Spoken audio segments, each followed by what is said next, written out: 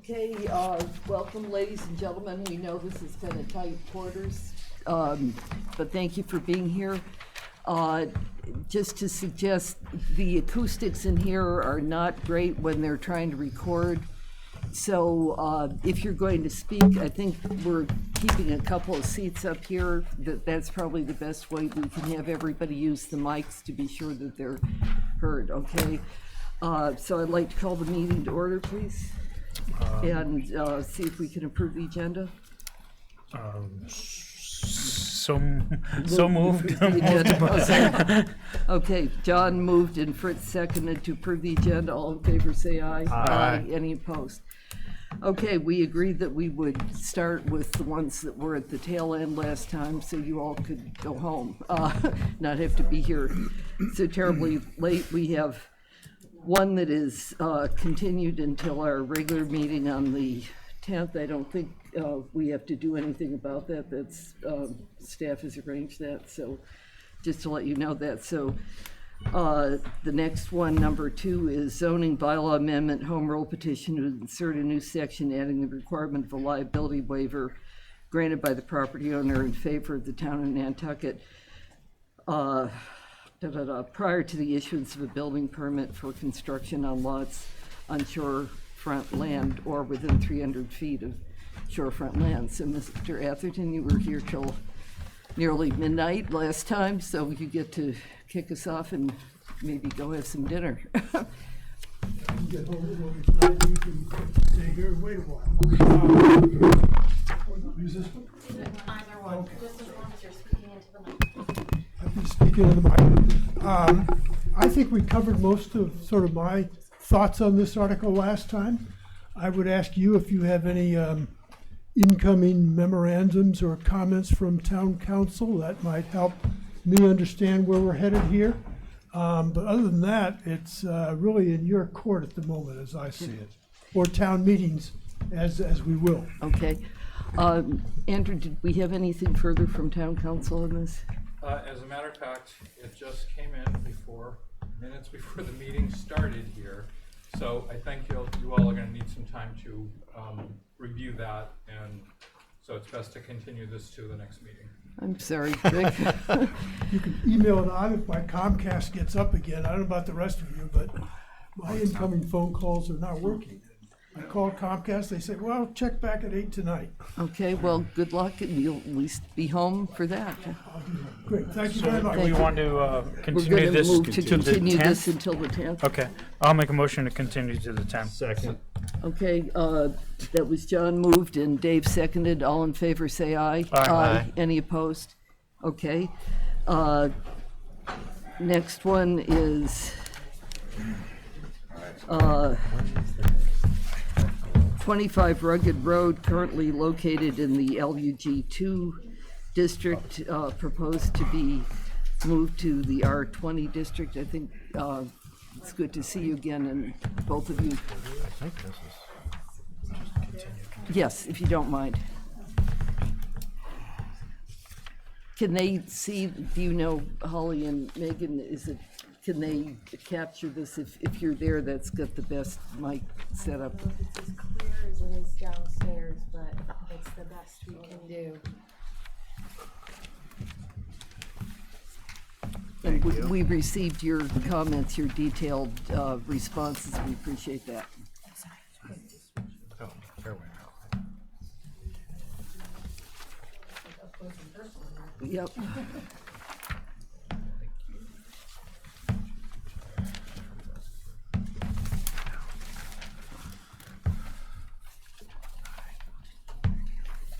So what we're getting handed out is, I think you all have it with you, Yeah, you got this by email, but this is so we have hard copy. And again, we're sorry you were here so late the other night, and thank you for coming back. Yep. But would you like to, I think we're all, At least it's warm. that's true. They'll still get locked Grateful. in at 8 o'clock though. Temperature goes So off. one thing that was a little unclear before was, in some of what we heard, I think the paperwork says R20, but there was some discussion about whether it was lug 1. Could you, Lug 1. okay. So, So that's 40,000 square foot right, and so that's 7%. what we have here. The caption on the article, I think, says residential 20, so I Yeah. think whatever we do with that, you'll probably want to be in touch with the moderator to be sure that gets cleaned up, so Yeah, before they print it again and all. yeah. Okay. She'll get a modification from us beforehand. Thank you. So would you like to speak further about what you provided in the material here, or Well, I you want us think, to ask questions? I think we attempted to answer, we split them up into sections that we got off the original email. I think we attempted to answer all of the questions to the best of our ability. And then her comments are at the end on the last page to further So illuminate her feelings. members of the board, are there questions you'd like to ask? And then is there anybody else here who's going to want to speak on this particular article? Okay, but let's go one time down the line and see if there's ones from the board, and then we'll invite anybody who wants to, and you'll get to come up and pull a chair if you want. We'll share our mic with you, okay? Members of the board, anybody have questions about this that you'd like to raise now? John? Hold my comments. Okay. Nat, you, anybody? Okay. I'll wait as well. All right, so I saw several hands go up who wanted to speak. John, maybe we can share and I'll. Sure. This one here. Who would like to come up first? Emily? Yep, across the streets are 20. Next to us is lovely Beach Plum.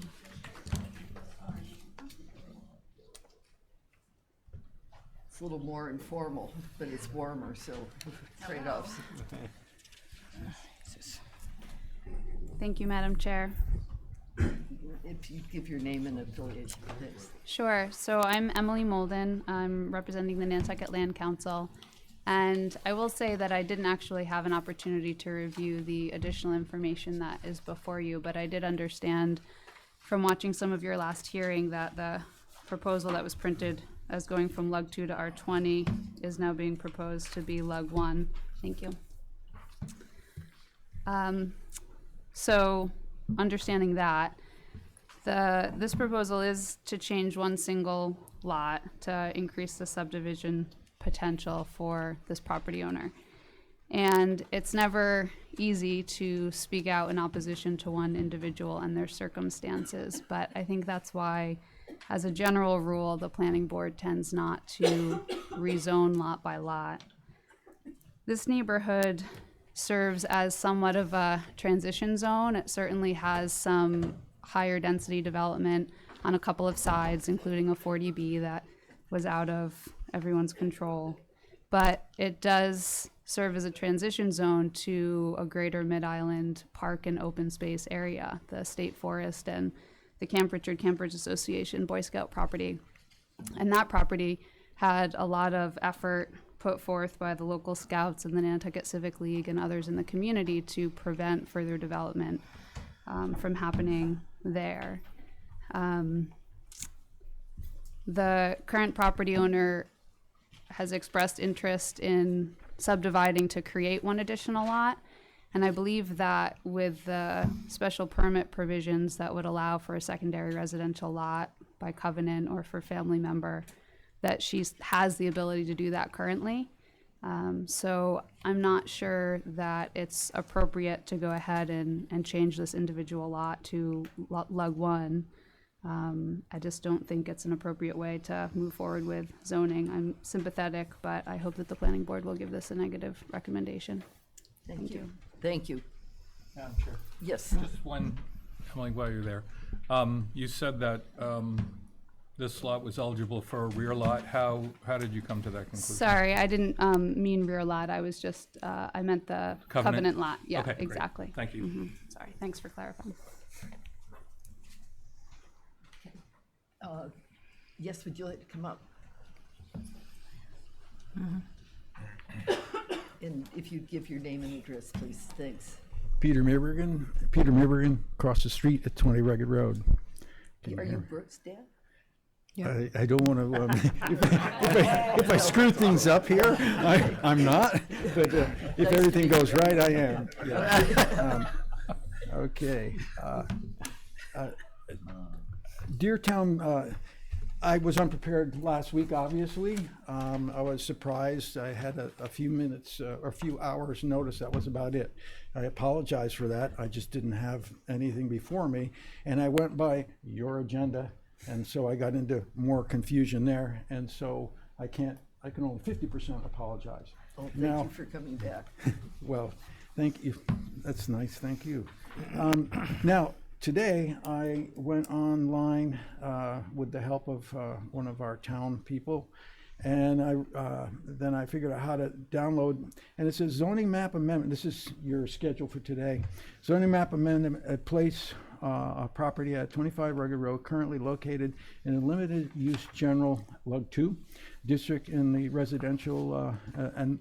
It seems to be that that they're proposing an R20 down zoning. Well, I'm not No. for that. That's the way the article reads, but that was They're going confusing lug last one time. It's again? gonna be Okay, lug one. okay. So now, Again, one more notch. yeah. Okay, so I'm still in the same position because I thought that might be happening. I'm in opposition to 25 Rugged Road zoning change. It's setting a precedent for all other lots on Rugged Road and throughout the island to change their zoning and subdivide too. The owner has the ability to do the same single lot divide by carving off an affordable lot with a special permit. I really don't support any level of down zoning and additional subdivision. I've already experienced a 40B detriment while following the zoning which I invested in on Rugged Road for more than 35 years. The Rugged Road proponent already has the ability to create a covenant lot, which I think you already heard, with a special permit. It comes at the benefit to the community and does promote the town's master plan to support year-round affordable housing. It is all about one person's benefit, regardless of the precedent and the future impacts on the neighborhood. This is a transition area. You heard that too. And it's in the Mid-Island, and I know the camp and I know the area, and I was glad there was Lug 2 on the other side of the road, and that's what, I think this land was purchased just a few years ago, and if you purchased it then, you had to know the zoning, you bought into the zoning.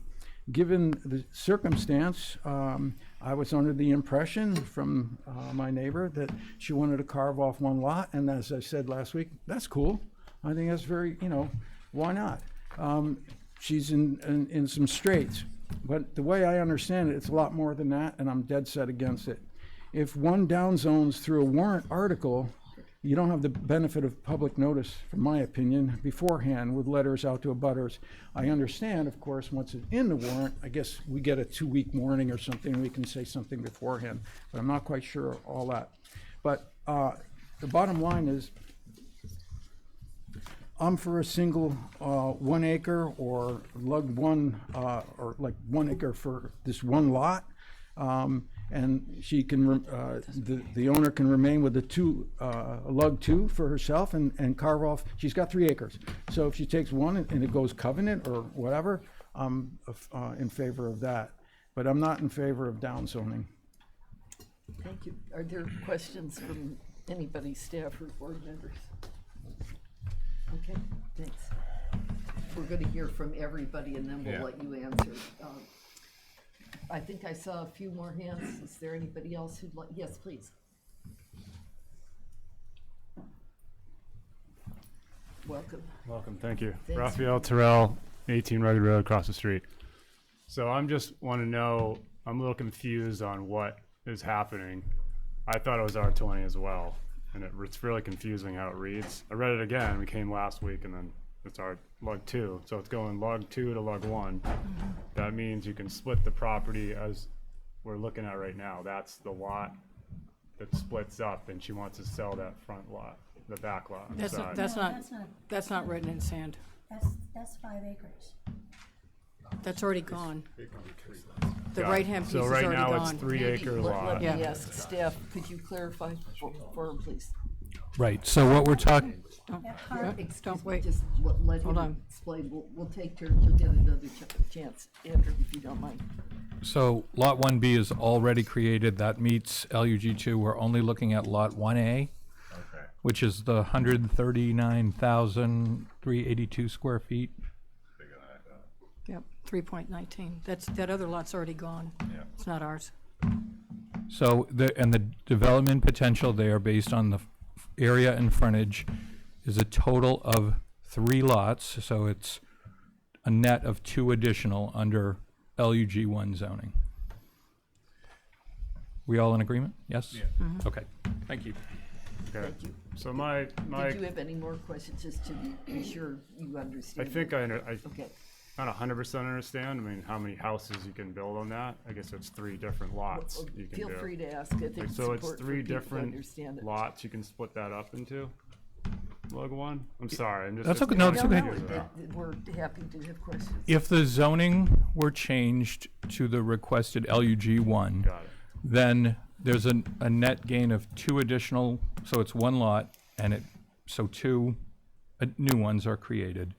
There's 2 existing single-family homes on it right now, is that right? Garage apartment and a house. Okay, so you can have a primary dwelling, a secondary dwelling, and a tertiary dwelling on each LUG 1 lot.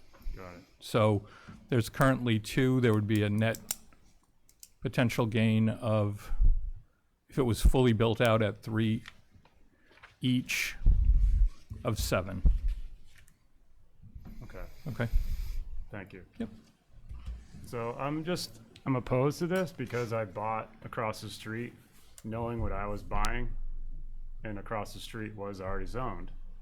So I'm just against how the island's going. I'm from Nantucket, and I've seen this thing change so much. I mean, the zoning changes here, the zoning changes there. We all know the 40B thing's a loophole, and I'm willing to, I knew what I was buying into there, but it just seems that when you buy a lot, you know what you're getting, you shouldn't be able to change it. I mean, it should be that simple. I mean, I understand there's things that come and go and change, and you're allowed to carve this off, Everybody but has a chance to come in and make the case if they. of feel course, like- of course, I That's totally why we're understand here, that. so. I just wanted to be clear, thank you for that, now I understand more what's going on. I'm Okay. just still opposed because I feel like she knew what she was getting, and now we're trying to change that, so that's all. Okay. So, thank you. Are there others who want to speak on this matter? Please come up.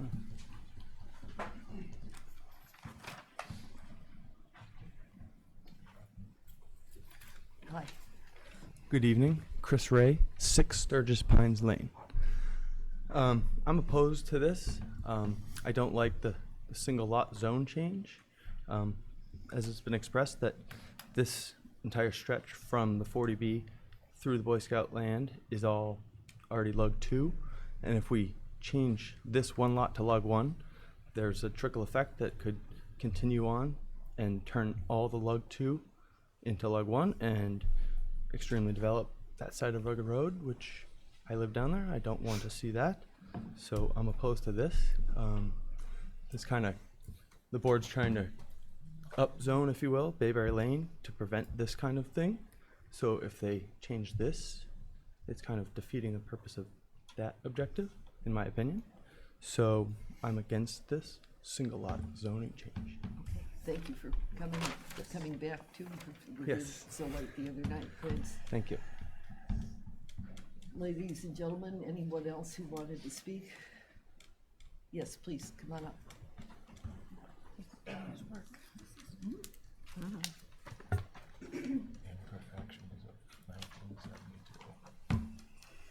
Thank you.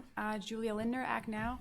I was at your last hearing and heard a lovely conversation about this. I understand there's a change, and our position is very similar to what Mr. Ray said before, which is we would think that the planning board would look for long-term visions according to the master plan, but certainly not looking to change individual zoning for one lot, sort of out of a personal situation that is very unfortunate, but not necessarily for the community's good. Okay, thank you. Thank you. Is there anybody else who'd like to speak? Okay, let's see, I think probably the best thing is to let you folks respond a bit, and then we'll turn to the board and let people ask additional questions. We've heard a lot about this transition zone stuff. The history of that area is that on one side, on the west side of, or yeah, probably west side of Fairgrounds Road, it was R10. There was nothing out there when I was a kid. It was a dirt road on Hooper Farm Road with nothing, except for Tony Marks's house. Across the street, it was all open. My first house was actually down the street from this on Fairgrounds Road. I built that house about maybe 300 feet away from this. And there was nobody over there. Nobody knew what to do with this area. Nobody was building out there. Mid-Island wasn't really even there at that point. Everybody was still pretty much centered around downtown.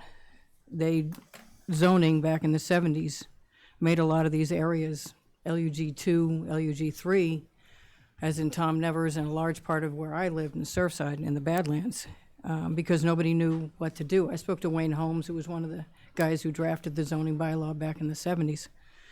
He said nobody had any idea anybody was going to build out here. Poultice, Surfside, Badlands, sewer beds. I mean, there's a lot of areas that we have since come to have a lot of people building and a lot of year-round people and a lot of development because nobody knew what to do with it. They went LUG 2 and 3. Some of these areas needed to be changed a long time ago because the master plan and the whole thing was build where you already have building around Mid-Island now because that's the year-round person's downtown.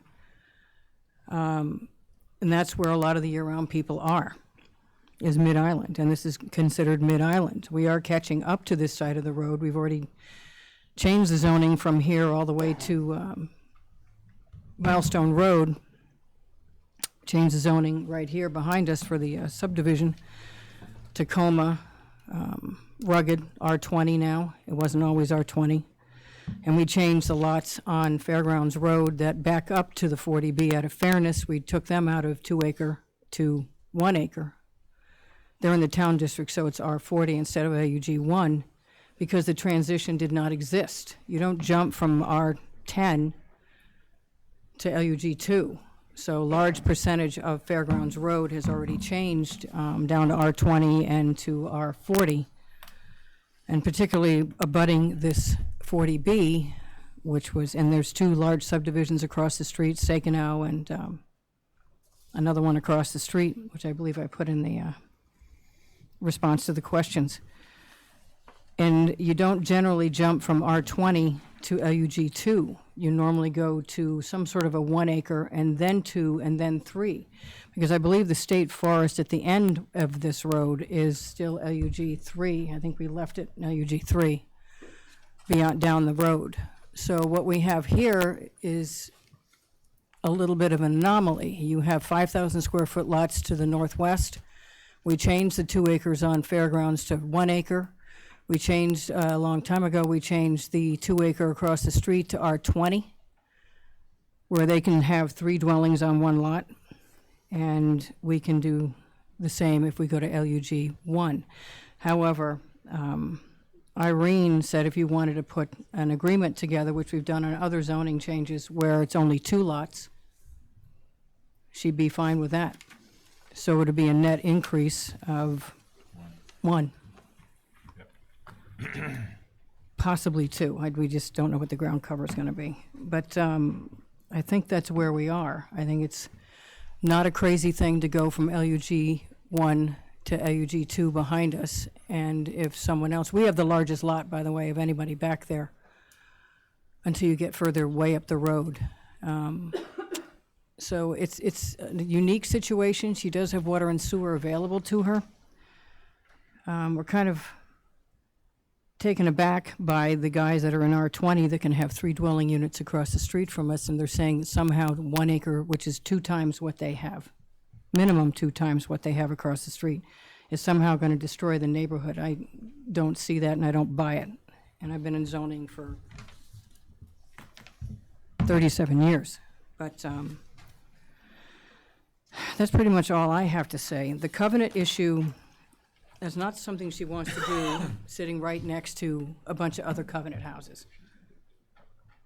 But she could make the agreement just to have 2 lots. I don't know what the one would, whether it be 2 acres and 1 acre, or whether it's a half an acre, an acre and a half, acre and a half. She does have over 3 acres. I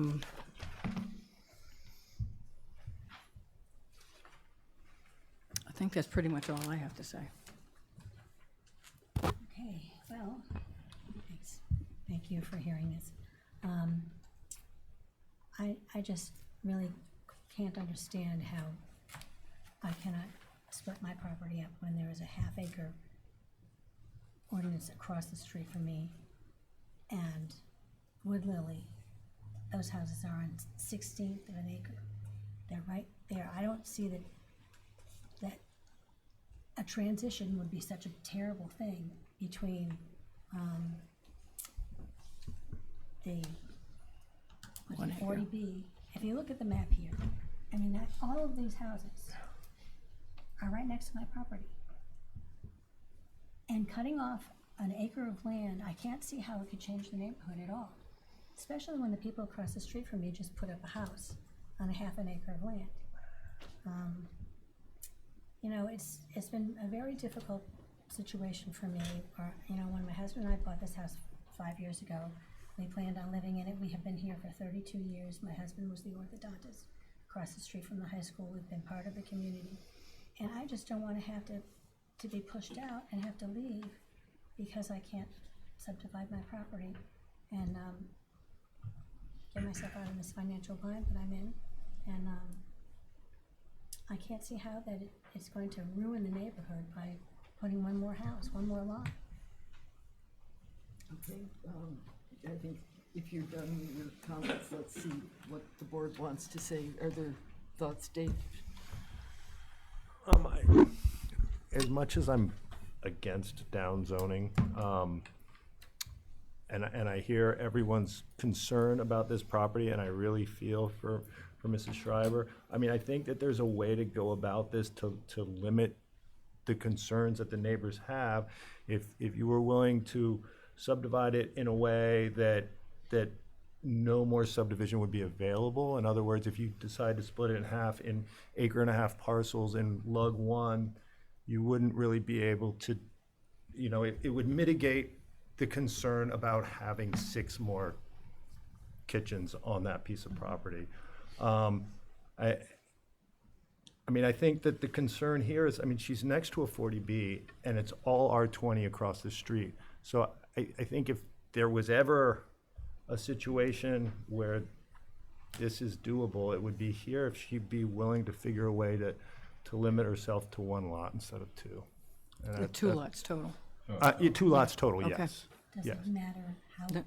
And that's just my personal opinion. Let it go. We need So, to hear from yeah.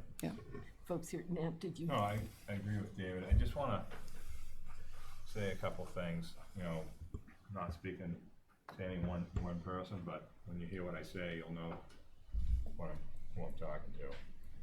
So this area, and Linda was right on this, this is an area of nothing but imperfections left over from 1972.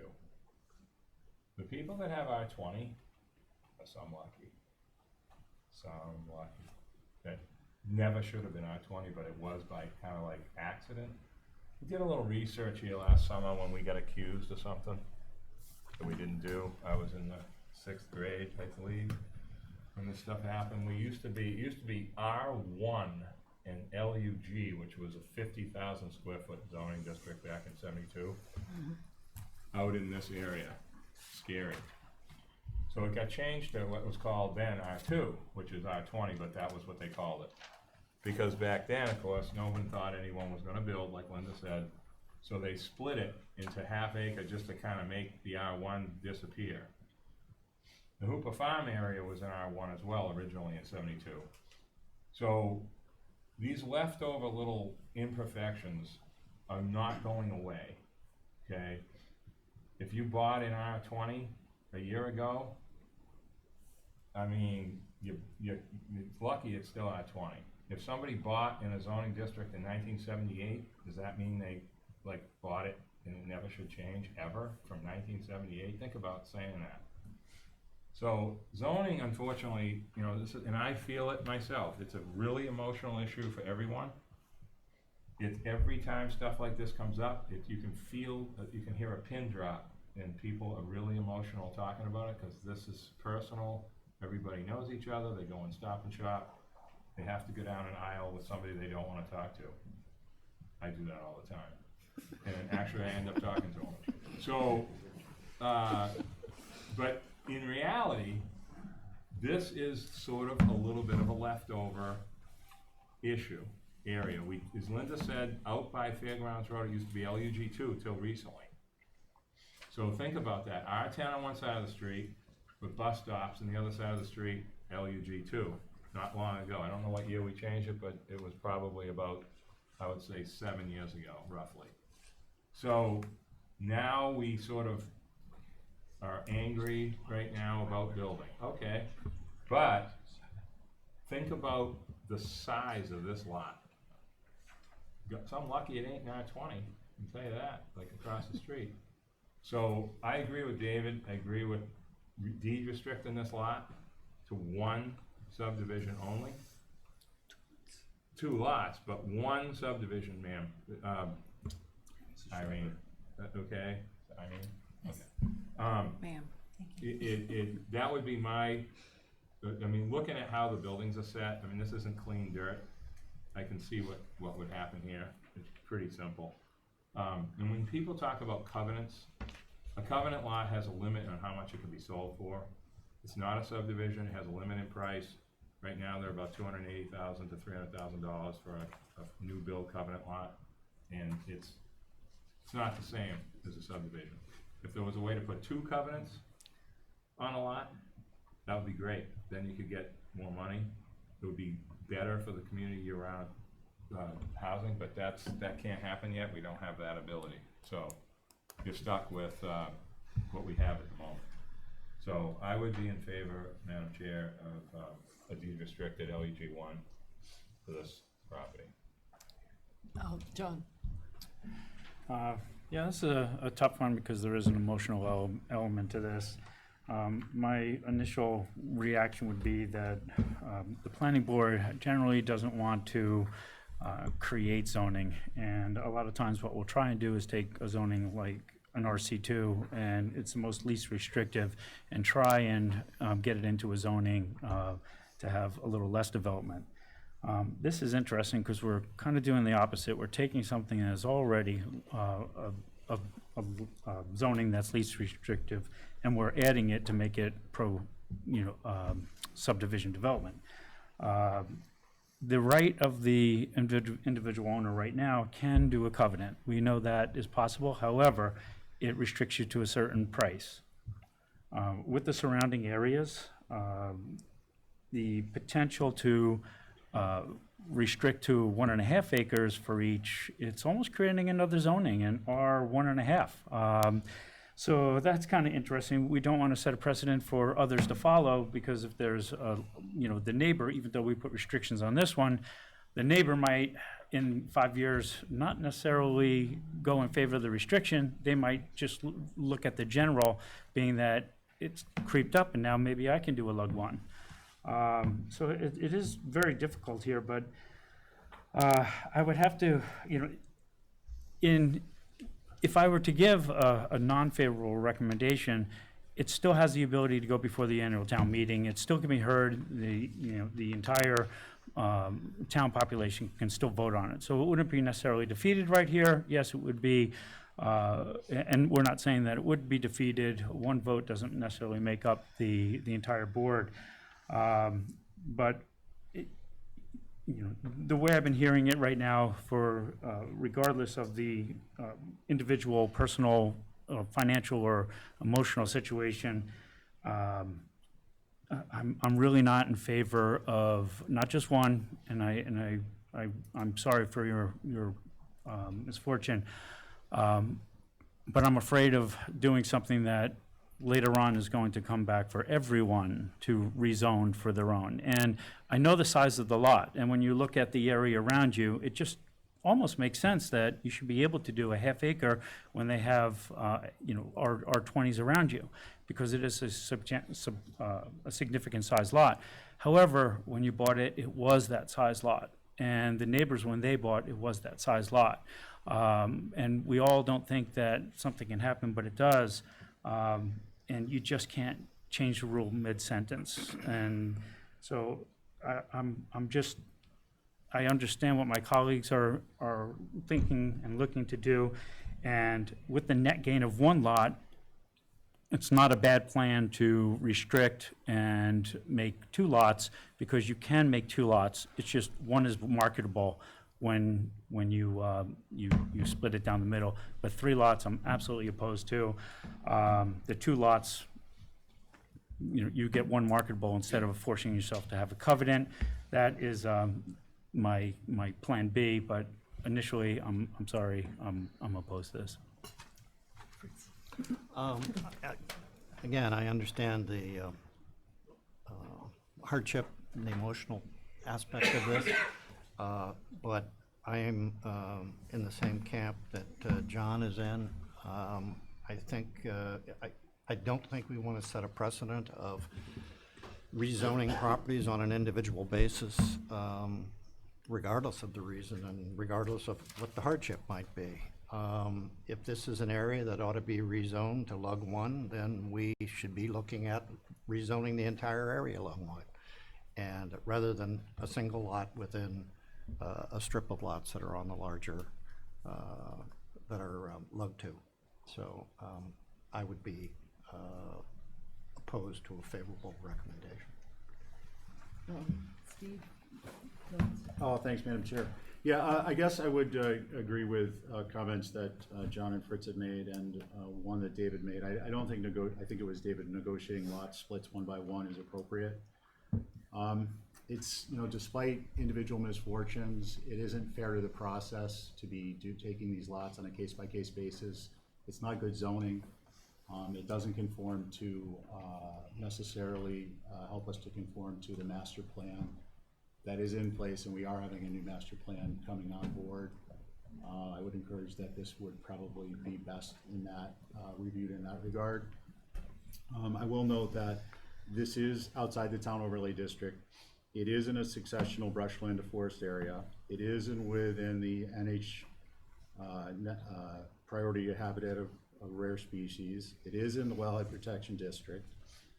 I do appreciate the idea of zoning going from the original article request of R20 to Lug 1, or even deed restricting. But again, I don't think the planning board should be doing these one by one. And with respect to the number of dwellings, I do think that taking this even in a Lug 1, 3 lots, we're going, just to be clear, unless I'm misunderstanding this, we're going from 3 possible dwellings to a total of 9 possible dwellings. And if it were cut down to 2 lots, we would still be going to a total of 6 possible dwellings. And none of those would be with a requirement for year-round use, let alone covenant. And I think that if we're outside the town overlay district, so in the country overlay, and in that instance, creating more density without year-round restrictions, there doesn't seem to me to be a fair trade-off to the community. And then the last comment I'll make is with respect to the secondary lot subdivision for the covenant housing. Lots of this size for a covenant are well above $280,000. So there are, and that is correct, that there are some that have been transferring for lower amounts, but those are based on the lot size. So I think that this is a rezone that may be in the future, but it should be in the context of the bigger, broader plan. Thank you. Dave, and then Campbell. Campbell, you there? Campbell's I'm over here. this way. I'm sorry. Used to you being up there. All right. Dave? I would be against this on the same reasons that John and Fritz and Steve were against it over single lot zoning. But if there was a compromise made, I would think that perhaps the newly created lot could be limited to 1 dwelling, with the provision for a covenant lot off of that. And that would cut down the density there, but otherwise I would be against it. Thank you. Campbell? In understanding the emotional side of this, I think I have to agree with John and Fritz and Stephen on what they were saying. And I would just like to point out, just observationally, that in my mind, it seems like a bad precedent to start using our 40Bs as a reason that we should be able to increase the development of land that's attached to them. I think that will not serve the island well in the long run. So I'd rather skip looking at that overdevelopment of that property. That wouldn't be highly supported in it. So that's just my observation. And then again, we saw it on South Shore Road, where I believe it was South Shore Road, where lug 2s went to lug 1s, and it started for one person, and then the next person says, oh, well, theirs is that way, and it sort of has worked its way down the road to a certain extent. So I'm in agreement that it should just be part of a larger plan if that's where the master plan is headed for this area. I think it leads into the state forest, and so you're supposed to have larger lots attached to that. And hopefully Bayberry Lane, will be supported as an upgrade to R40, which would be the residential equivalent of the Lug 1. So anyway, that was just... Thanks, Campbell. And I'm just going to comment personally that I agree with what John and Fritz and others have said. I think that once you start with making exceptions a lot at a time, you fall into the risk of not being consistent in a way that there's been a lot of reliance on. And I understand, I'm sorry about your personal loss, but that isn't the kind of justification we can use in doing the rezoning. So is there... Can we have one more comment then? Okay. At the last meeting, you guys did just that with Cobble Court, one lot. Just pointing that out. Last year, there were a couple of one lots, and that got a favorable recommendation last week for Cobble Court, one lot. And he was in the middle of, he was right on the edge of a bunch of, like an encapsulated area also, but right next to the CN, I believe it went to. So this board, over the years I was on it, did do these one lot adjustments for a multitude of reasons, not just this kind of reason, but a multitude of reasons. And a lot of them have gotten favorable recommendations. I just want to point that out. But as far as the Badlands, the lots next to Abrams Quarry, now has one, were reduced to 1 acre because they were next to Abrams Quarry with 28 units on 4 lots. So we did do that. The lots on the north, in that gray area up there on the map, were all changed from 2 acre to 1 acre because they were next to a 40B. So that has been sort of the way things have evolved over time. Large portions of the boulevard have gone from 2 acre to 1 acre because that's now people are developing in there. The Badlands have gone, a lot of it gone to 1 acre because now we have the largest year-round population serviced by one road in the Badlands. So that went to 1 acre. Nobody knew what was going to happen with all these out-of-town places that were becoming mid-island where there's a lot of year-round people. Times have changed. As far as putting conditions on or restrictions on a zoning, proposed zoning change, that has been done, so it's not creating a precedent here. It's been done before. I remember sitting on a few that were done, that they had to agree to, and I think it's going to come up again tonight with another one. So that's not a precedent. So if the master plan, again, said, because I was involved with drafting that, the master plan says development where development is. And because this whole area has become year-round population and developed, the LUG2 is an anachronism. Because you look up there at the map, you can see that this is a very small area compared to everything else up there. And it should have been rezoned a long time ago. But be that as it may, this is just the first lot And if anybody else wants to come in, they're able to come in under citizens warrant articles. But obviously, we'll make our case at town meeting. We would rather not do it on an emotional basis. I don't like changing zoning on an emotional basis, but myself. But, and the covenant lots, in order to qualify for what an acre lot would have to go for, because I'm on the housing authority and we own the covenant, we have to sign every one of them. The person has to earn enough to buy a lot. I think it's up to 800,000 now. It just went up. It's crazy. Or a lot, either way. But you'd have to qualify for enough at the bank to be able to buy it and build a house. So that really compresses what you can do with a covenant lot. I'm just going to say, in light of the other things that we have before us, if Yeah, we're done. you've pretty much hit all your bases, and I hope we've been respectful. And anybody else want to say anything else? Otherwise, I'd entertain a motion. Yeah, I just want to make one more point, Madam Chair, is that what I said I was in favor of is LEG 1 with deed restricted 1 lot. Okay? One extra lot. Well, that's what I mean. 2 lots. Yeah, total of 2.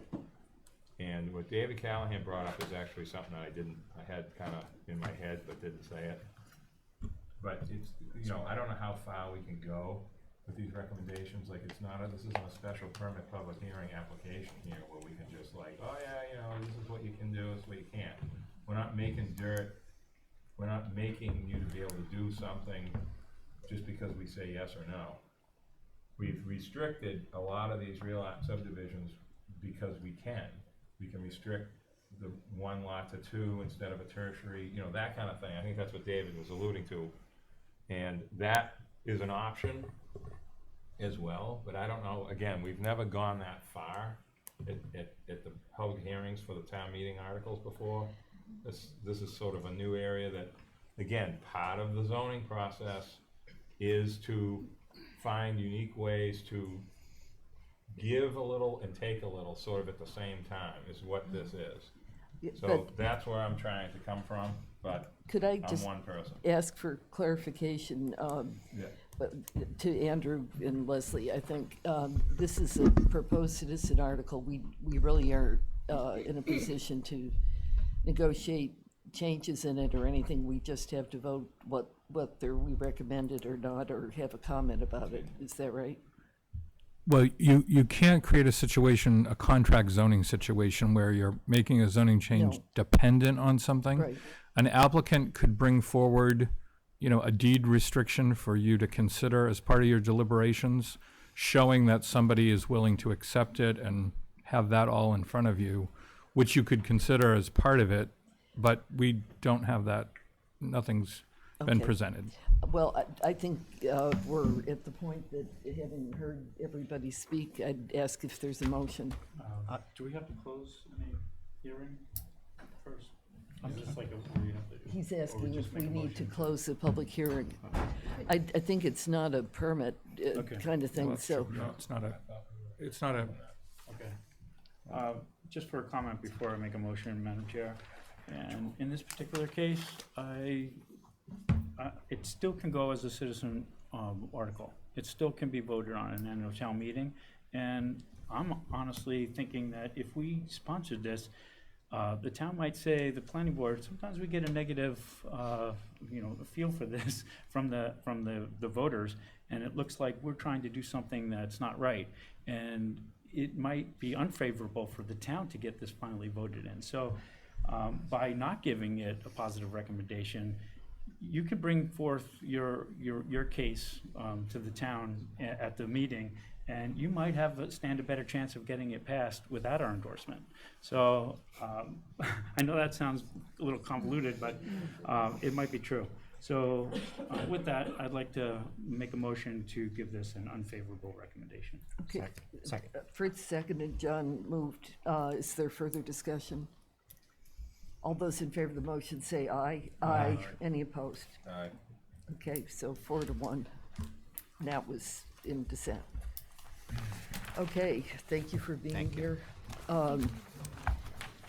Next item, number 4, zoning map amendment to place 8 properties on the north side of Poultice Road currently located in the Village Residential VR District in the Village Neighborhood VM District. Good to see you again. Thanks for coming back.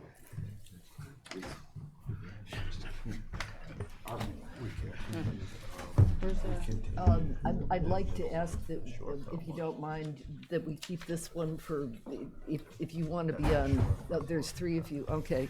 Well, we're gonna have to pull up another chair for anybody who wants to, but we'll do that and see. I'll speak and get up, how's Okay. that? Is that all right? Okay, so thank you for coming back. No problem. And do we have your response to the? Yeah, you should have, I have a hard copy for you. It's a lot easier to follow along with hard copies. It is in the packet. It's on the packet. Okay, But you have it on your computers. okay. I've got one, I just wanted to be sure if Okay. anybody else doesn't have Those are it. those two together. Pass those down. Anybody else need it? Anybody else need one? Okay, I'm okay, I've got it on here. I think we attempted to do the same thing here, answer the questions to the best of our ability after surveying the 8 lots involved. 7 are residential, and 1 is the inspection station, sort of glaringly in the middle of these 8 lots. They are just beyond the town overlay, and the town overlay goes through the rotary and then stops. And they do have water and sewer there now as of last year. And across, this involves 8 lots, not 1. And if you look at the map behind you, it's pretty easy to see that all of Island Lumber runs the entire length of these 8 lots. It's VN. They do have the ability to do 33 residential lots if Charles ever gets tired of running the lumber yard. And all of these houses that we're talking about, a lot of the families bought them in 1959, and they're now 2nd or 3rd generation owners of the same families. 1959, some of them were 1969, but they've all been out there for quite a while. Mrs. Rickard sold one to a relatively newer owner. But for the most part, they're year-round people. They're ranches. They can't really support 2nd floors. They're not getting rid of the family homes. They're sort of dead centers of the lot. So really, they want to go out instead of up if they have the ability to do that, subdivide to give one of the kids something. I believe June Johnson has tried to do that. Her house is in the middle of the separation line. Vaughn went and talked to his neighbors, and the ones that are here, 1, 2, 3, 4, 5, 6 of them. You didn't get Don Allen's, right? Yeah, Don Allen's, Billy Tanovich. Okay. They're ×2. in favor of the warrant article. I know there was, usually you like to get to know that the people that are involved are actually in favor of doing this, which he did. We had a discussion in the office, and Vaughn was able to get to a few of the neighbors after they got out of work. Again, Andrew was concerned about going from 10% to 30%, and the consensus is now that if we limited it to 20% and no commercial on the other 7 lots, other than Don Allen's Chrysler Jeep dealership and the inspection station, that would allay some of the concerns about what would happen over there. But again, if you look to the southwest of those 8 lots, you also see Milestone Crossing, I believe, and that has 8 dwellings, separate dwellings on one lot. And you look just to the northeast and you start Don Allen's, and then across the street you have Island Lumber, which is, I believe, 7 acres. So they're not asking to go crazy over here on our side of the street. They're just asking to go to VN so they can get a little bit more ground cover, and we're willing to restrict the ground cover to 20%. Now, what Andrew was saying is correct. We've done this before, but what we need is to give you something before town meeting, so when it gets to town meeting floor, that agreement is there to be filed should it be passed at town meeting. Isn't that the way the process usually goes? Is that there is something in writing before town meeting? When Madam Chair, Yes. when the board considered, for example, the rezoning of the Don Allen property to, which was located in LUG 1, was in a residential zone, it was non-conforming, the board asked for and received a deed restriction that was finalized and presented prior to the vote. So that's the example from this particular area, yes. That's what they're willing to do. So are you done your comments? For now. Okay. Do you have anything? Did you want to speak? No. Okay. Said it all. No one does. All right. As usual. Yeah, I bet you're good clients. She's happy. Monomoy Village, yeah. Monomoy Village is what that thing is, yeah. Okay. Ladies and gentlemen, this is a hearing. If any of you would like to speak, could you come up to the front here and we'll give you the mic. Emily. Oh, jeez.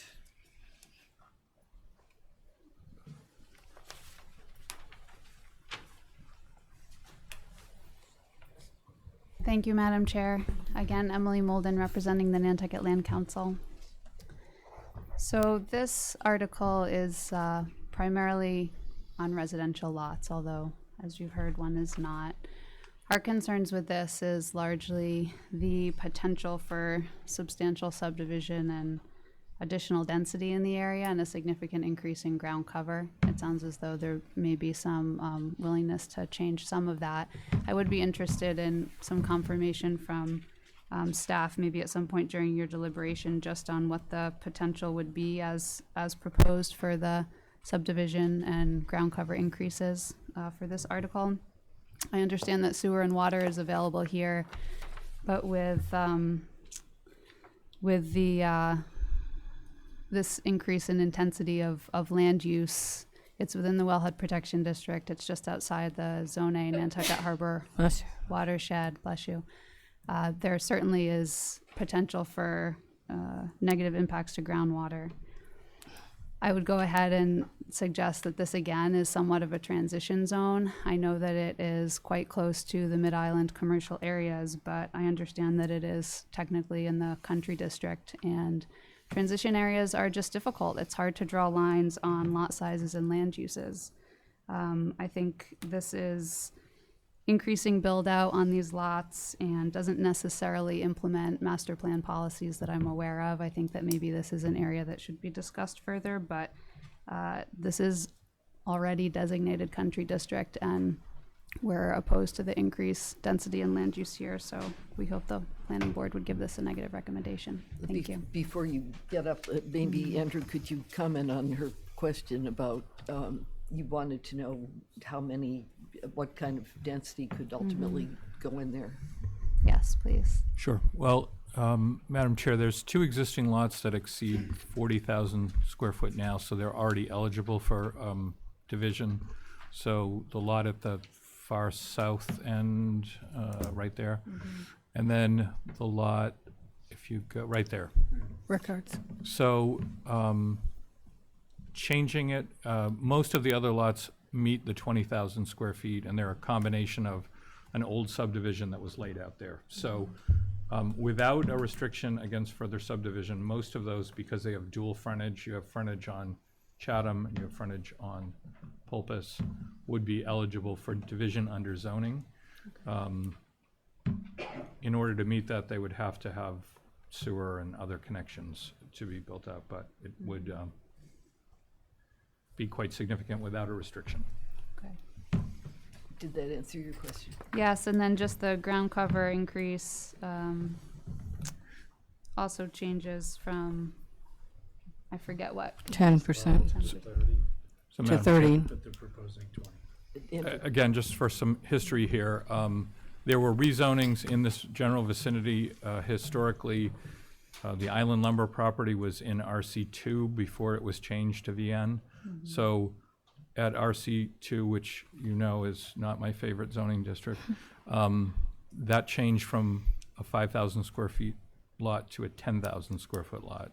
And residential uses, at least single family homes there, are not allowed independent of commercial uses. They are allowed only as accessory to a commercial activity. So that's one clarification. The area that's shown as VR, recognizing that that was a transition area, the entire area had been put in LUG1, and VR was adopted basically in recognition of that. So the ground cover went from 7 to its current 10% when that was done. The closest, I guess, cousin to the VR district is the R20 district, which has a 12.5% ground cover. The VN, because it's mainly commercial, and I think you're seeing some of that activity on the property across the street, which has warehouses and other commercial activities, is 30. Okay, thank you. Okay, thank you. Ladies and gentlemen, is there anyone else who'd like to speak on this matter? Let me go down the line for the board then, and maybe I'll start at this end. Dave, you want to comment? No, I think this is a little different than the last one, is that it's a block of 8. But I think that if they came in with their proposal to limit the ground cover, maybe make sure houses would be connected to water and sewer, it would be a better plan, I think. Thanks. Stephen? Thanks, Madam Chair. I will admit I haven't studied up on this one, so I don't want to comment too much, but I am concerned about the ground coverage increase, because if you look at 8 lots at 20,000 minimum square foot lots, 10% ground coverage gives you 2,000 square foot, gives you a total of 16,000 square feet of ground coverage. If these were divided up to 16 lots by basically going to the 10,000 square foot lot size, at 30% coverage, you're at 3,000 square foot per lot. Times 16 lots, you're at a dramatically increased ground coverage versus what is allowed there now. Is that correct, Andrew? Yes. Generally? Yes. So I'm not as concerned, and frankly, I wasn't as concerned with the last article in so much as, God, if we could come up with a way where, we could do splitsies and every lot on the island could be turned into, you could subdivide it into 2, subject to a year-round covenant on one of the lots. I know there's issues with conforming lots and non-conforming lots, and it would be a nightmare. So we don't have that magic wand. I'm not against that. We need to come up with creative solutions, but I am concerned about this, just simply at this point with respect to the total increase in the ground coverage. It would be almost an increase of 300%. Thank you. Fritz? Yes, I realize with the area, it's a different area. It certainly has commercial across the street. But again, based just on the principle of the matter, I'm opposed to individual zoning. If this is something that should be rezoned and is appropriate to rezone, I think the planning board ought to be considering it and doing it on their own. So I would be opposed. Thank you. John? I can honestly say I'm still gaining a little bit of information on this. At first, the concessions to restrict it to 20% instead of the 30%, that's new that I just heard, with no commercial lots, and with the water and sewer available to be required to be hooked up. Also with the deed restriction being not only proposed but signed on before annual town meeting, I'm a little bit more favorable than I was prior to this, because at 30% I was going to be unfavorable, but with the amendment to the 20 and the things that I've outlined, I'm kind of leaning towards this, because right across the street you have the VN. So what we're doing is really conforming to the area on the right side of it across the street, and we're not really going into a spot zone to create a whole new zoning area that's unique. It is surrounding. So I'm going to tend to be more favorable for this one. Nat? Yes, so I just wanted to say a couple of things, Madam Chair, but beyond this article for a second. at some point, the planning board has run out of zoning districts, new ones, that don't fit everything perfectly to change something.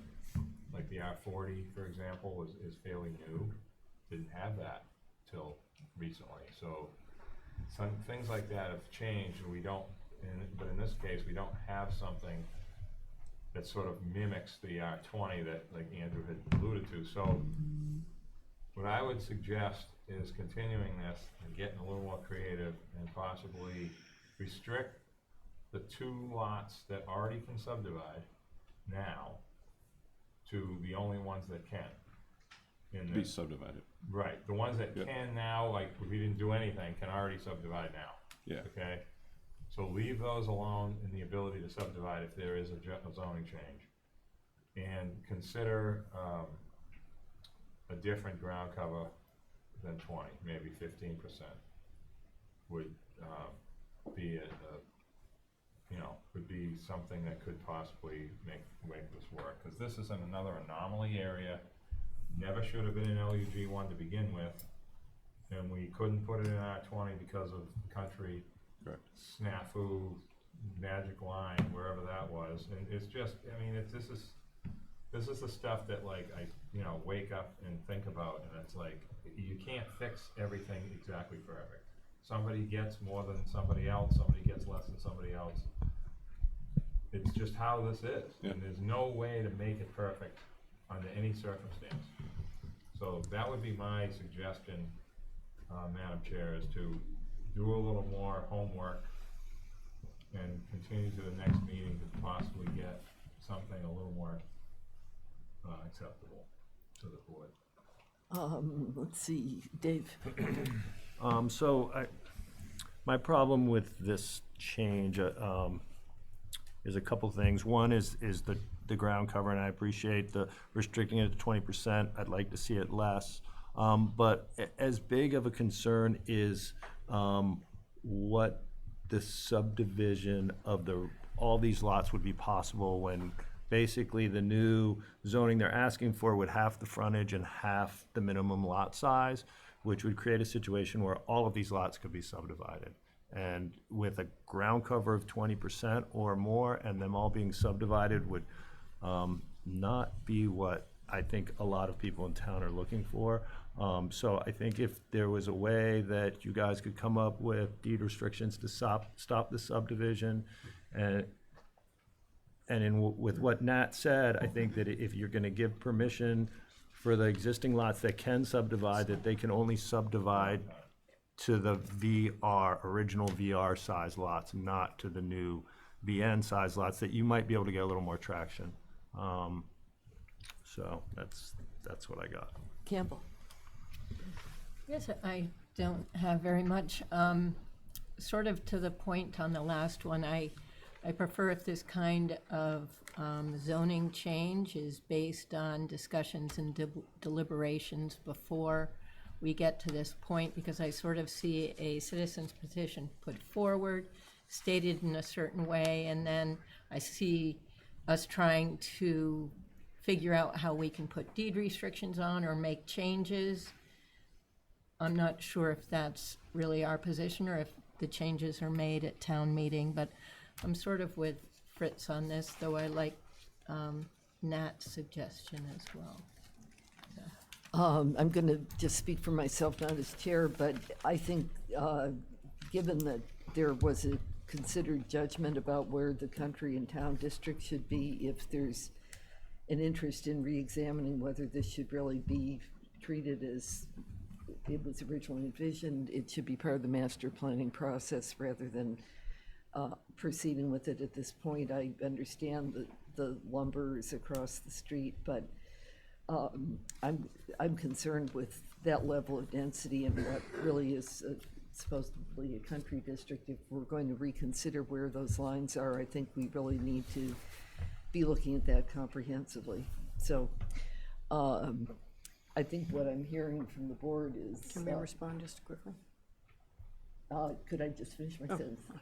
I want to go before you get to a vote. And well, go ahead, Linda.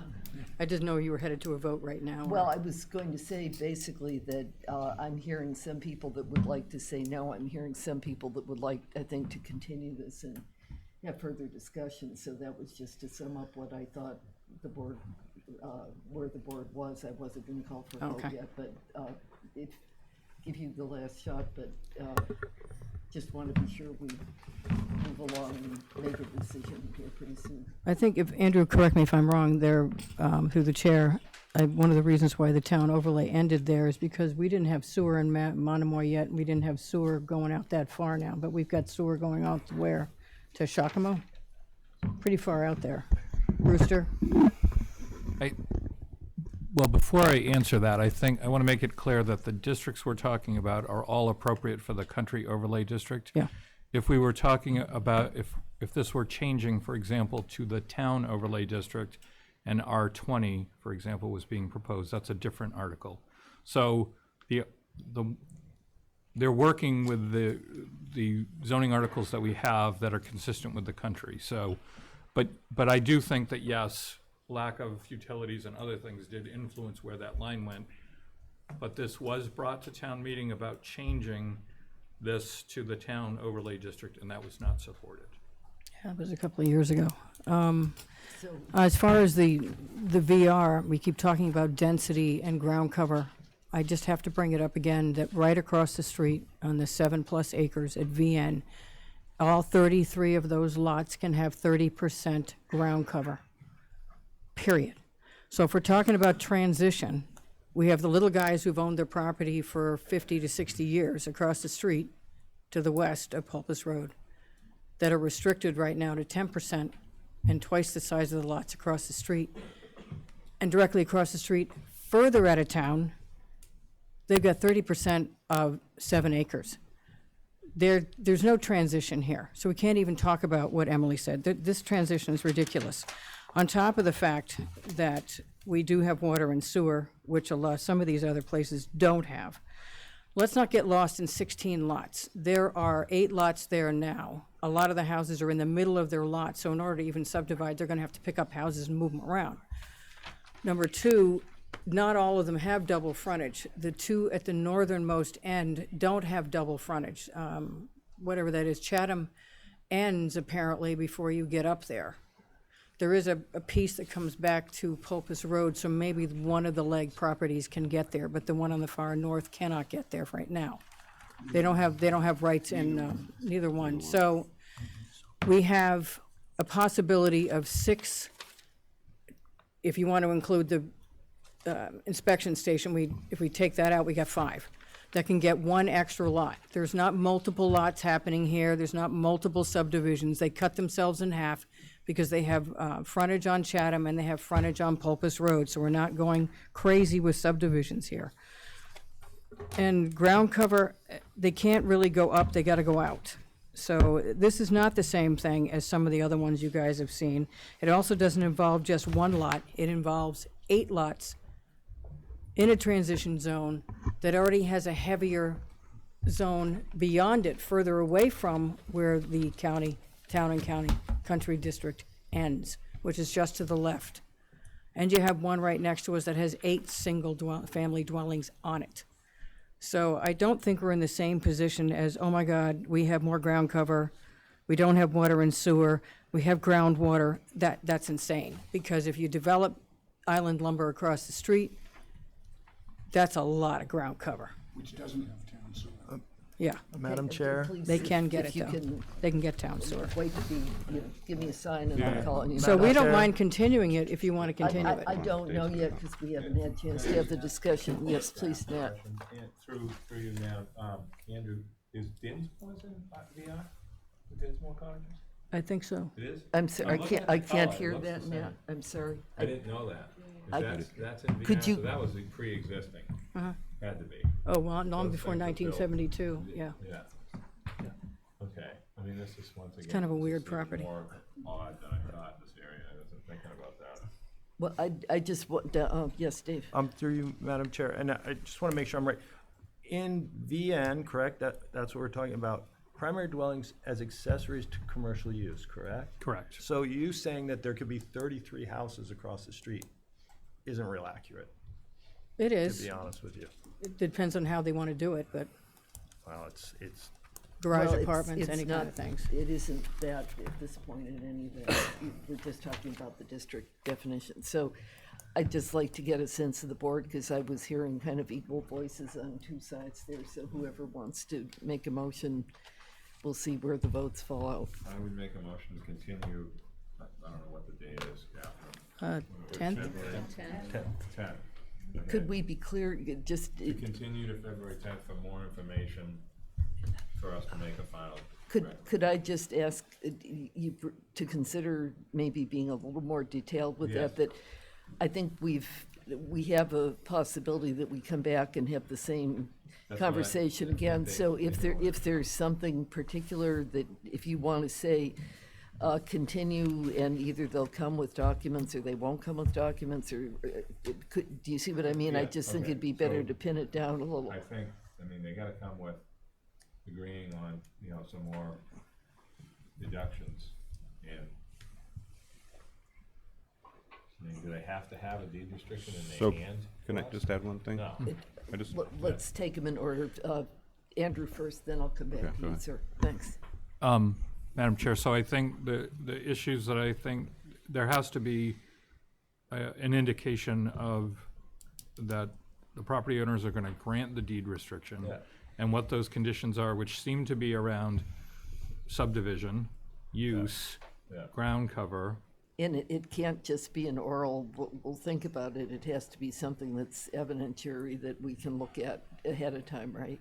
Yeah, and it would also need to identify who's holding it, and that's the term of that, because remember, a private deed restriction is good for 30 years, but certain restrictions held by conservation groups and others, or housing. Perpetuity. Can be Nope. in perpetuity. so, Yes, sorry, please. Madam Chair.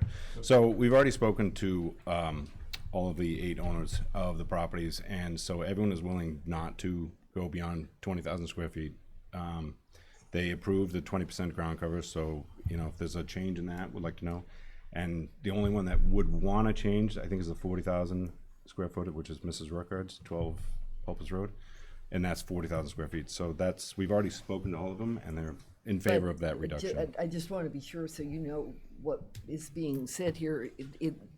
I'm glad they spoke to you, and that's good homework. that No, you I did know with you need a them. letter, but I'm just saying, if we're gonna go back But to, the thing that Andrew just said that's important, and I think maybe among the more difficult parts of this, is in order to have it be enforceable by somebody that's not the town, right, that's not as among the property owners, you're gonna need to find a conservation entity or somebody that would be the beneficiary of the rights I to already be have able this. to enforce that if somebody failed to comply down the line. okay. Yeah, we have other places, you have some entities that will hold these kinds of things. But is that what you're asking now?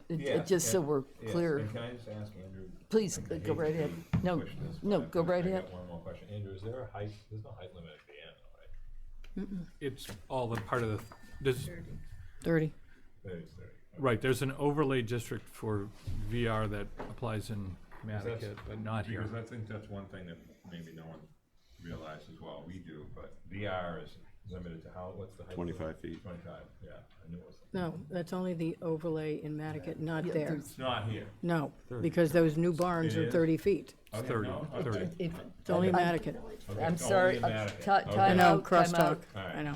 I'd like for anything technical, I know you know a great deal, but I'd like Andrew No, that's to be the important. speaker on that. Would you confirm or clarify? Right, so it's 30 feet, Madam Chair. Thank you. Okay, so that's important, because see, know that, it's just a Mattocket. Okay, so then I would, continue, restate my motion that we continue this article and for further, information from the applicant with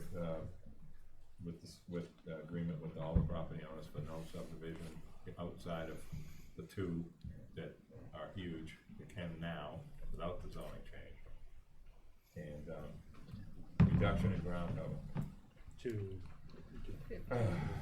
15, I would say. I mean, there's no chance of it passing in its current form, So we have to find something. That's fine, we just wanna know if we have to go back to the. Time out, That's fine. I mean, I just- folks, I'm gonna just, we have a long night, we need to, So I just feel that we have to reduce a little bit further. so, could whoever's keeping track of this, you wanna read back what the gist of this motion is, just so we're all on the same page?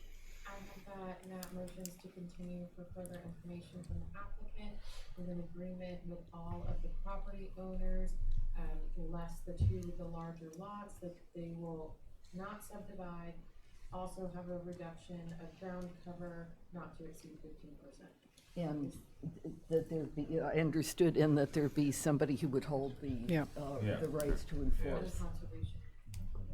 It's not necessarily conservation. I'll explain it to you. Okay, so I heard that motion. Before I ask for a second, you had a question. Was it about what the motion is, or? No, it's not. Well, it's just about the quote, agreement of the neighbors. And I want to make sure that I understand, well, that everybody understands exactly what you're saying, Andrew. So when would this agreement have to be signed, sealed, delivered, in place? It would have to be signed, sealed, delivered by the time the town meeting votes on the article, because that's the effective date. But it doesn't take effect unless it passes. Yes, right. Okay. I just want to make sure it wasn't something So now that we're we have a agreeing motion. subject to. We have a motion. Do we have a second? I'll second it. Dave seconds. Is there further discussion? Anybody? This is for, yeah. So this is, Yep. that would be continued until the 10th? That means it'll be at the end of the regular agenda, so bring your snacks for out in the hall or whatever. And that we've got a couple of others that are likely to be long that night too, so I'm sorry. Okay. But Part of the game. Do you feel like you, I know Linda, you do, but you'll be sure everybody understands what is being asked, because otherwise it seems cruel and unusual to make you come back. No, that's why I wanted to make sure that you guys were all on the same Okay, page, we and got then we it. could go. All right, are Follow we me ready? back. Did you have a question? No, I have no question. Okay, well. He will tomorrow. Okay. All right, so the motion was made by Nat, Dave seconded. All those in favor say aye. Aye. Any opposed? Okay, Thank you very much. okay, thank you for being Like the back rest with of us. you. and I'm still looks like here. We'll see you again. Okay. Next up, number 5, zoning map amendment to place 3 properties on Driscoll Way currently located in the limited use general 3, Lug 3 district in the limited use general 1, Lug 1 district. And this is, I have hard copies if you need them. thank you, our colleagues, the Driscolls, thank you folks for coming back as well. Thank you. Do you need one more, or is that, I've got it electronically, Okay. so. Good. We have you need one another more. one? Everybody, okay. Okay. I feel like I'm on rewind. Well, what day is it? I have no idea. So, This one took quite a while to compile, because I went through every piece of property out there. Again, this was more extensive. I hope everybody got a chance to read this and look at the stats. I know we're gonna get some of the same pushback from some of the other people, like Nantucket Land Council and whatever Act well, Nantucket is. just, I'm gonna ask for like, kind of even keelness here. Yep. And not calling out people by name. I think everybody's keeping your eyes on the prize, so. What I found interesting after I answered the questions was that a minority of lots, not including the new subdivision that's closest to Milestone Road, I don't know much about that one. I don't know if it's major residential or what it is down there. But once you get past that one, which is right on Milestone Road, a majority of the lots between there, all the way to the water, all the way to the pond, down Winoma, which is right on the bluff, a majority of them do not meet zoning. This was another area that was sort of in the boondocks. I never went out there until I was 16 years old to the commissary with my dad, because he was a Marine. When you say don't meet zoning, you mean are. Under 3 acres, way under 3 acres, some are as small as 5,000. A large percentage of them are in the ABC lots. A minority on Longwood, Green Hollow, and White Tail, I think is the other one, meet the 2 acre zoning, the 3 acre zoning. That's it. Every other lot, Parsons has a few that meet, but I think there's less than a dozen spread out among all the other ones that do not meet zoning. Several of them down as you get towards Bosworth and down onto Winona, none of them meet it. Zippo. These are old subdivisions. A lot of them were made up of 2,500 square foot lots. Of them were combined in odd shapes, some L shapes, some square, some rectangle shapes. Over time, a lot of it was taken for taxes and subdivided and sold out before I think the zoning board had any clue. But nobody lived out there. This property was bought when nobody wanted to be there, and was bought for a song, basically. And it was you and Tom Curley, is that the other one? Were the only people out there in the Navy base back in the 70s.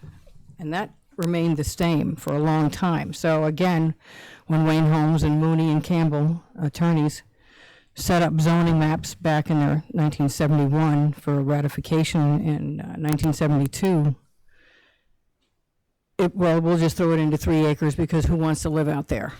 There are a lot of those who wants to live out there happening. But then when land got so expensive, these lots were cheap like mine was in the Badlands. So they bought them for dirt, basically, and Nat knows that phrase. And they never changed the overlying zoning. And as I mentioned before, I was involved with the Tom Nevers area plan. It was a very good plan. Dual put a lot of work into it, but during those meetings, we did talk about trying to get zoning to match the underlying development.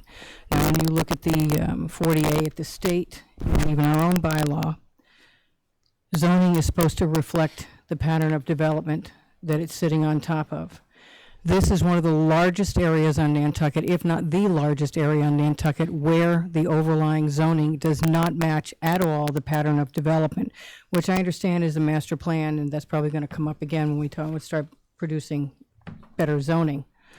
But right now, we have a situation of gross unfairness to the property owner because he's got the largest single land holding in Tom Nevers. He's got over 9 acres in the family still. To the northwest, he's got lots on Driscoll Way, most of them I think front on Arlington for their access, that are 5,000 to 10,000 square feet all up and down there. Then you go over to the other side of Arlington, Berkeley, Clarendon, Dartmouth, Exeter. Some of the other ABC lots up there, they are all 5 to 10,000 square foot lots. Directly to the northeast, our 1 acre lots would be the same size as this. Across the street are 1 acre lots, and then they start to get smaller as you go down Lyons and Sandpiper and keep going. And then you go farther to the south, and none of them meet zoning, except for one large lot in the middle, but I believe that's a green space of some sort. And then he's got conservation to the southeast and southwest. So what he's asking to do is to go down to 1 acre, like his immediate abutters to the north, east, and across the street, and certainly 4 times to 8 times the size of the lots that are directly across the street from him. It's not spot zoning because there's so much land involved in this situation. But there's an awful lot. If you didn't get a chance to read it, at the end of this, I'd like it to continue to the next one, depending on what the comments are. So you can get a chance to drive out there and you can get a chance to look at the stats that I provided for you, like 53 lots on Lyons Lane, 22,000 and 95,000, still don't meet zoning. 5 lots on Heath, 30,000 and below. 26 to 30 lots on Chuck Hollowell below the minimum required. Well, several, for some odd reason, at 65,000 when they subdivided that subdivision over there. 28 lots on Flintlock are sub-minimum, just over an acre in size, a lot of 45 to 46. 9 lots on Parsons, 5 along Tom Nevers Road that are 1 acre, 17 some minimum lots on on Wood Hollow Road. Then you get to a cluster subdivision, an old cluster subdivision on the old airplane, the Tom Nevers airplane. I don't even know what they call it, Rice Landing, which are all 20,000. Then you get a bunch that are going down towards the Navy base, which are 40,000. So it's an unusual area, and even the ones that are purported to be 120,000 square feet, those small group there, up against Milestone Road, not in the middle, on Longwood, and those roads are coming out on the GIS maps as 119,790. Now, 3-acre zoning requires 120,000 square feet minimum, so I don't know what happened. They were all around that size, so it could be a problem with the assessors. I don't know. I didn't pull their as-built out of the office, which I can do between now and the next one. But even if that's the case, none of them conform, even though they're built out as conforming. So it's kind of an unfair situation, which you may take up in the master plan, but it's sort of an unfair situation when only 53 lots are wagging the tail of the other over 250 lots that do not meet zoning. So it's kind of a intriguing situation. But again, they never changed the AUG 3, they just left it there instead of changing the zoning as the pattern of development changed. So, and then there's a lot of supporting information on the last 2 pages. So Thank you for doing so much homework, that's very helpful. it gave me a headache at 3 o'clock in the morning. Would you gentlemen like to speak? Yes, please. Also, we have a concept subdivision of what it would look like with 9 lots in there. This is what Longwood looks like, the same type of cul-de-sac type of situation at various points. Did you want to say? We can pass that Okay. around if you need to. Let's start up here. Yeah. Okay. Oh, was this in the packet for you guys? Yeah. Okay. So I just had a hard copy. Sometimes people don't print it out, so I just wanted it to be available for anybody who. Would anybody wanted like to look see at this it closer? here. Okay. What's the average size of those, Linda? I don't need to see it then. 40,000. 40, right? 40 plus. They're all over 40,000. The smallest one is 40,005, but most of them, then there's 8 and varying degrees over 40. You'd have to create 2 new roads, which would pull some of it out for the cul-de-sac. Yeah. Mr. Driscoll, if you want to speak, just so they can get it on the tape, could you give your name and address? Yes, my name is James Driscoll. I live at 6 Driscoll Way. The property under discussion, Driscoll Way, is in Tom Nevers. We're on the sunset side of Tom Nevers Road, across from Lions Lane. I came to the island in 1966. I purchased the land in October of '77 and subdivided in December of 1977. I was the first house on the right for 8 years. It was Tom Curley and me, and we were the only houses on the whole straightaway at Tom Nevers Road until you hit the bend at Old Tom Nevers Road. I built our first house in 1979 and started a second house in '97 and finally finished it 20 years later in 2017, most of the work being done by me and my family. When I built in 1979, we were the first house on the right. We have the largest chunk of land within a 1-mile diameter of me, except for the 2,000 acres of conservation abutting us on 2 sides behind us. This includes all of the ABC streets, both sides of Tom Nevers Road, Lions Lane. There's all 1-acre lots going down Tom Nevers Road and Lions Lane, everywhere around us. There's 8,000, 10,000, 6,000 square foot lots the town let them build on. When I bought out there in 1977, on the map, there were 5 buildable lots on my side of Arlington Street. Currently, there are 11 houses there and 20 if you include both sides of Arlington Street. That's within 200 feet of our driveway. There are 20 houses. There were approximately 40 buildable lots between us and Gloucester, which was about a half a mile away when we bought in 1977. The town of Nantucket had taken all the rest of these 20 by 100 lots for back taxes. Now there are 109 houses in between me and Gloucester. In the early 1980s, a realty company came in and paid all the back taxes on these 20 by 100 lots. The town never challenged these land titles, as the company then sold out the lots as 8,000, 10,000, and then 6,000 square foot lots with septic systems being allowed in the middle of the paper road. I believe the town never challenged this situation because they had found a place for more affordable housing that they wanted and desperately needed. We are seeking 40,000 square foot lots to more conform to the 1 mile diameter neighborhood that surrounds me. I'm trying to blend in with the neighborhood that's really out there, not the one that's under Title Lug 3. I have 3 children and had hoped to keep this land in the family, but the island is so expensive now. Life happens, and here we are. We are land rich, economically struggling, and physically worn out. I'm still hoping that the family can continue to live here another 42 years, as I have already. For the past 5 years, I've been trying to sell part or all of the land through realtors, but only 3 people have come to look, because we are an anomaly. 3-acre lots in the middle of all of these tiny lots. I'm just looking for some fairness, please. Hi, my name is Michael Driscoll of 2 Driscoll Way. Excuse me. I just want to address something that has come up in earlier articles this evening. Excuse me again. I understand the board's hesitance to promulgate a system where individual landowners use the citizens article petitions to address their own personal whims on an individual basis. Obviously, that's not in accordance with the master plan. That's a concern that is entirely relevant in this situation. As has been mentioned earlier, these are the only actual Lug 3 lots in the area. Right next to us are 20 lots on the street. Right next to us, 20 lots.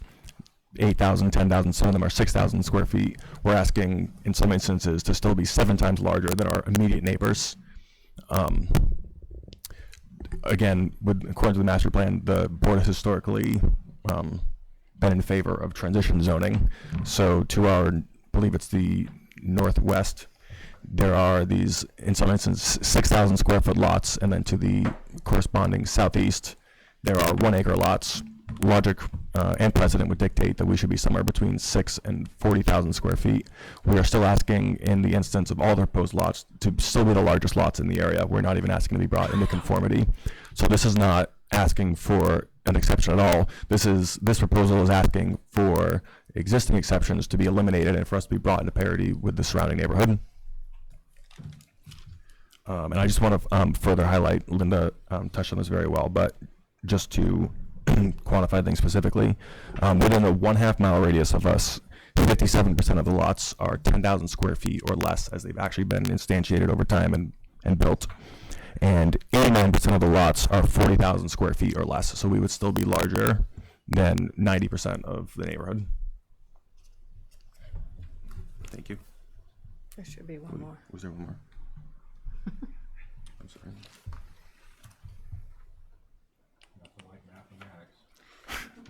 Yep, numbers will make your brain freeze. Can't read his writing. Yeah.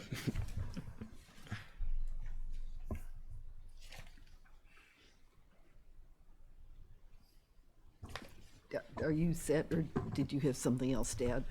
Oh, he missed the one in the middle. 50% of these lots are 10,000 square feet or less. 84% are 20,000 square feet or less. It's in your thing that you have. And 89% are 40,000 or less. So this would not create an out of context situation. Okay. And they're still bound by septic and well among itself. And it's because if you get 40,000 square feet, you're still bound by 10,000 square feet roughly per lot, which is 4 bedrooms per lot. With an IA system, in some situations, you can get a 5th bedroom out of it. But you're still bound by that, and you're bound by ground cover is 7% as opposed to 3% of 120,000 square feet. It's 7% of an acre, and you still got to have the separation from primary, secondary dwelling. So there's a lot of limitations on where you can put things and how much build out you can get. Thank you. If you folks are through, I'm going to ask, is there anybody here in the audience who'd like to come forth and speak?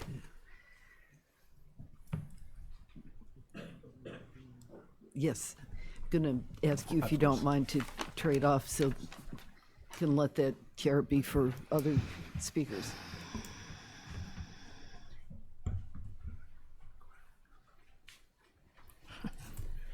Thank you, Madam Chair. For the record, Emily Molden representing the Nantucket Land Council.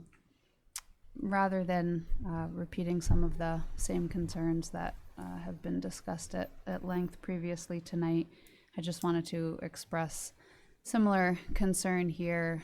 I understand that Tom Nevers is certainly a unique and unusual area on the island, and recognize that these are large lots and there are certainly denser developments adjacent to them. However, they're not the only large lots in this area, zoned Lug 3. Certainly to the west, there are several others. And again, I think that if the planning board moved forward with a recommendation and town meeting did to change this to Lug 1, you would end up with an island of Lug 1 amongst all of this Lug 3 zone, which is just not really the most appropriate way to move about correcting zoning. I also think that in many instances, the planning board doesn't really have a lot of clarity on the area and what the particular area plan or neighborhood might want. I think that at the last hearing there was quite a bit of representation from some of the area and the Civic Association. Thank you on the plan that they had put forth previously through the appropriate process, and it was quite clear that this is not the way that Tom Nevers wanted to move. So I think the utilities are not out here, the infrastructure is not out here. That's another reason that this has always been maintained as Lug 3. The infrastructure is just not necessarily here to support increased development out here, and I'll let others speak if they'd like to, but I just wanted to further express those concerns for this area as well, and hope that the board will give it a negative recommendation. Thank you. Thank you. Ladies and gentlemen, is there anybody else who'd like to speak? Yes.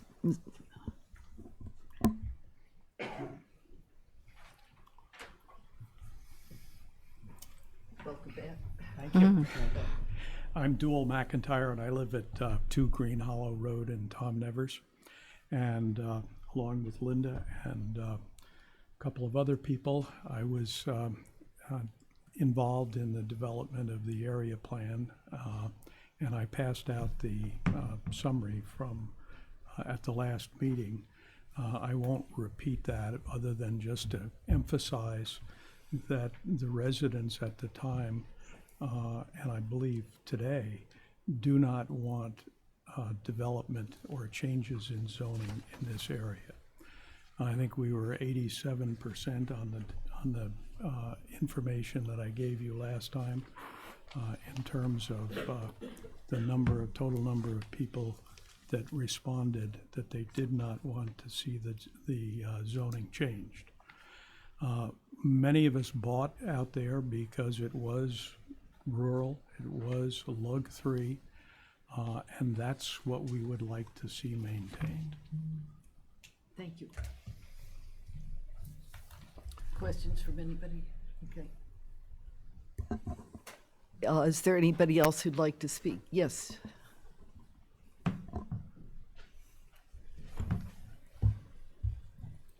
Hi, Bert.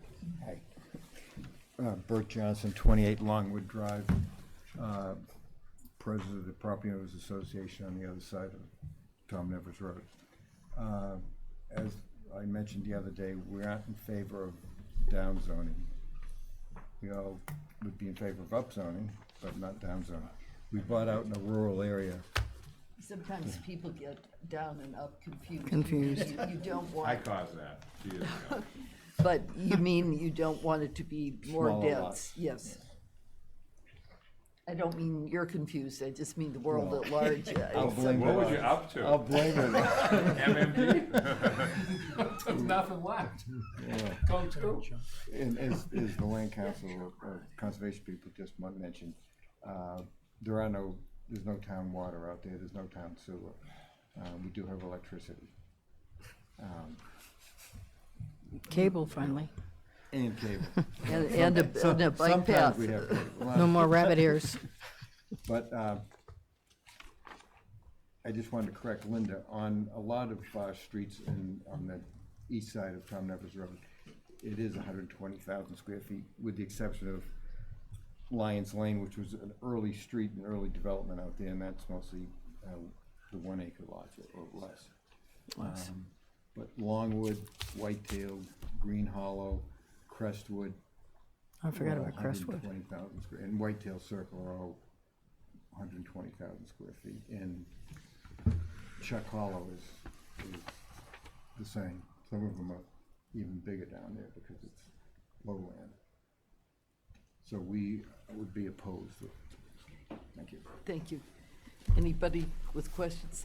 Campbell? I just have a question because other people. To Bert? To Linda. Oh, okay. I'm just wondering if you have thought of going to lug 2 instead of lug 1, trying to get a similar result with Younger Mr. Driscoll, you can come back. I think we. Now, we didn't talk about LUG 2 because we're bordered by 1 acre lots. The whole map looks more like There's 1 acre across the street, 1 acre there, 1 acre there. I'm quite aware of that. I read your pamphlet, which I really appreciate, and I'm looking at this. I'm just trying to see if there's some place in the middle that people can meet on where that is. It's like I said, it's just a thought. It's a rural zoning, and it still, I believe, has 80,000 square feet, so you'd still be able to get 6+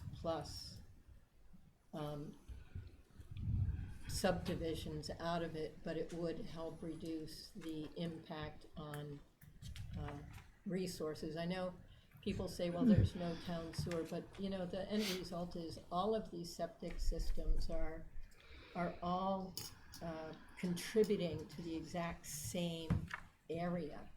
You know, it's not like,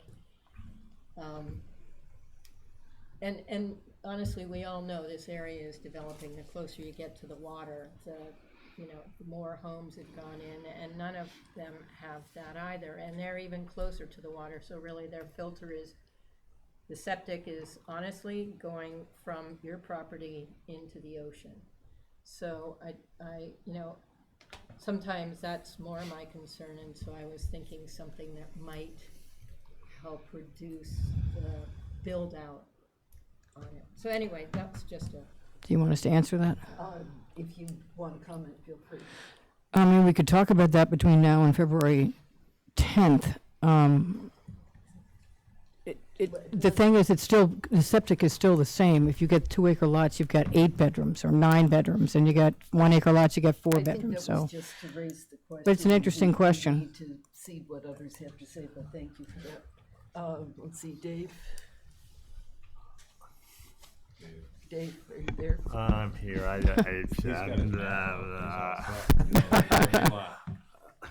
mean, again, I feel terrible for them. I just have a problem with down zoning. I don't know what to say.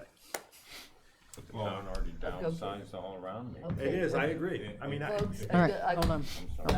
sorry, this is just so we No, don't get can I too respond? out of whack here. No, I agree. I mean, listen, even Tom Nevers West, or I'm sorry, East, everyone says is big lots, but most of them are 65,000 square foot. Or less.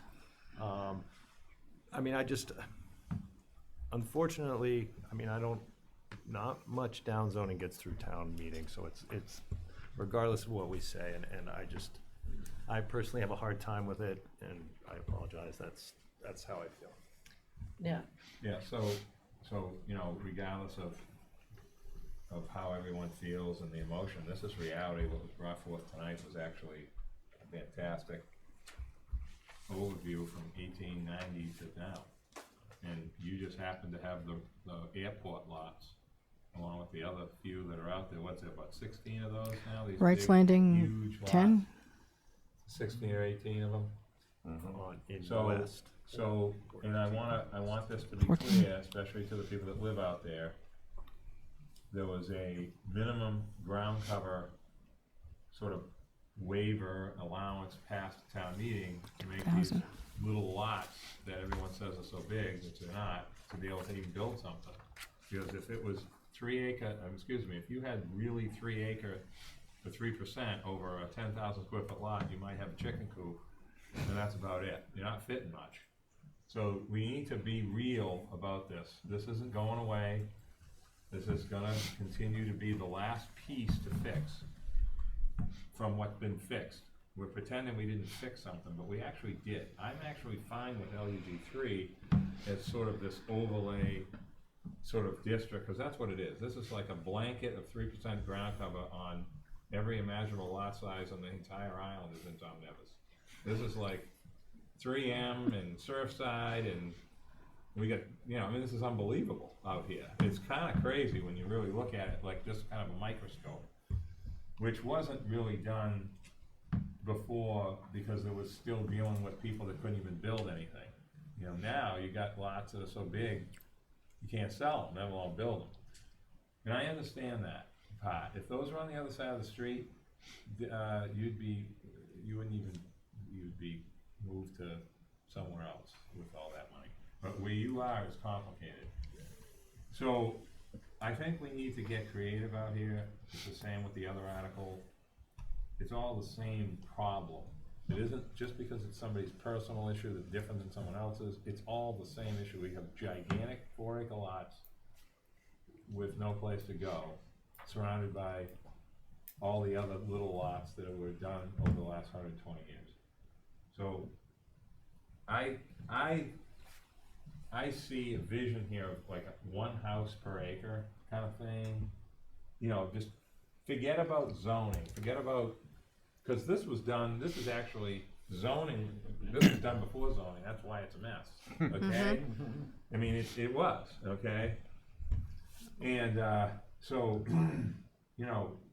the fix out here is not that easy, okay? I don't think it's just changing it to LUG1, fixing the problem, because you still have the other lots. Jim and James, I don't mean to go beyond your article, but you have to look at this globally instead of just you, because there's other lots like this. And we have to find something that makes sense that people can accept without just standing there saying, I bought an LUG3, when they all have small lots and then pretending that that's true. It's true, but it isn't completely true. This isn't LUG3 with everybody's 130,000 and you want to go to one in the middle of it. That's not true. It just looks that way because it's all at 3, but in reality, that's not what's happening. We have to find something that keeps the ground cover 3%, keeps the development somewhat what's there, and it's just how do we do it? I don't have the answer to that question tonight. I don't think anyone does. There's a couple of new build covenants out there. When I say new build, the new build covenant is a real house now. I mean, it's expensive and it's the future for Nantucketers.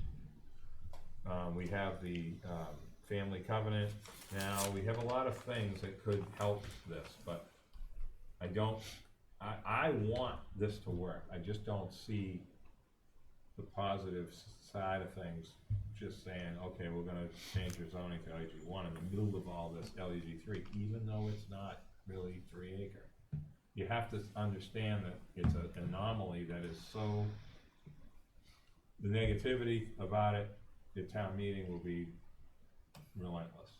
But it's gotta get fixed, and there has to be a solution to it somehow, because it's not gonna stay like this. There'll be another cycle where we suddenly become, okay, well, we should do something with this land. That will happen as the pendulum changes. I'm just being honest. Andrew, do you have any thoughts? I mean, I know you've been looking at this for 20 years, seeing these, airports out there, figuring out, well, if something's gonna happen in these lots.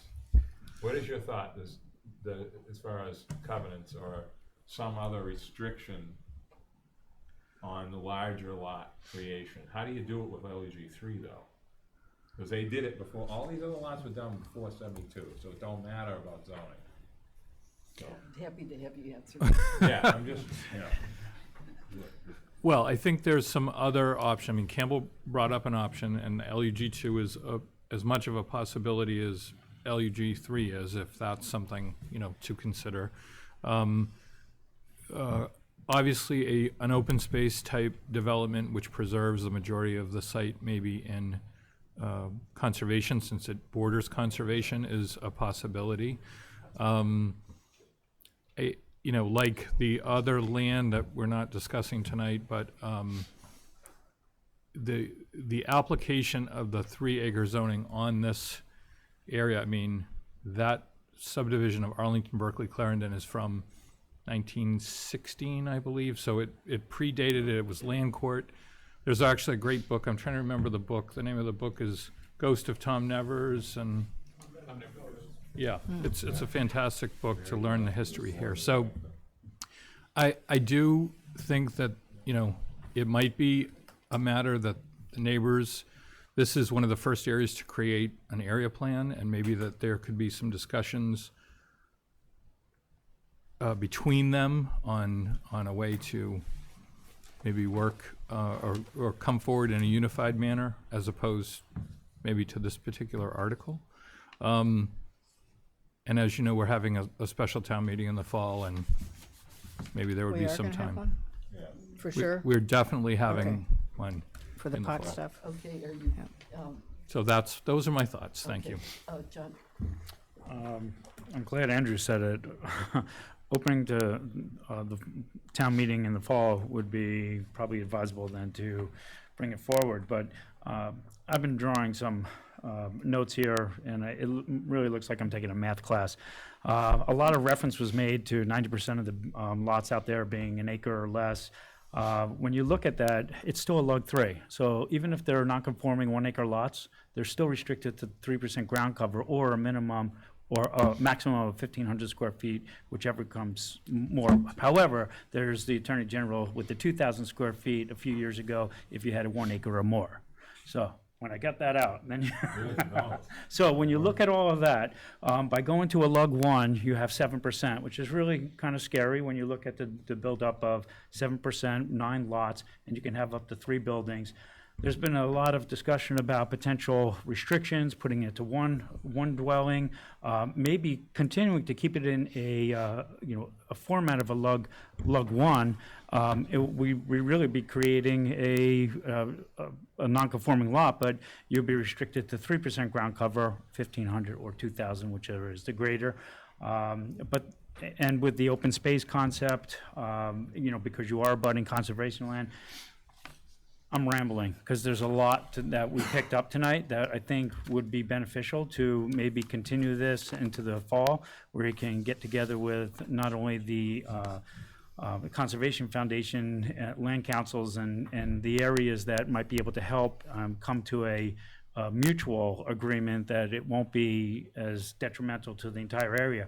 But the base that I'm hearing from the residents out there, or a good portion of, when they bought out there, this was a log 3. This is what they bought into.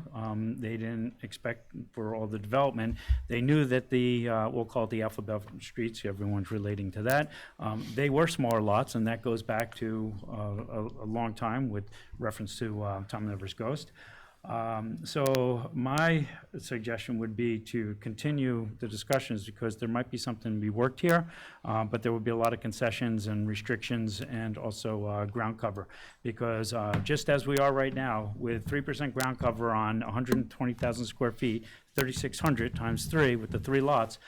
Once you create a lug 1 with 7% ground cover with the same, you're obviously more than doubling that, and now you're over 20 some odd thousand square feet. 28,008. Well, so you've really considerably increased that.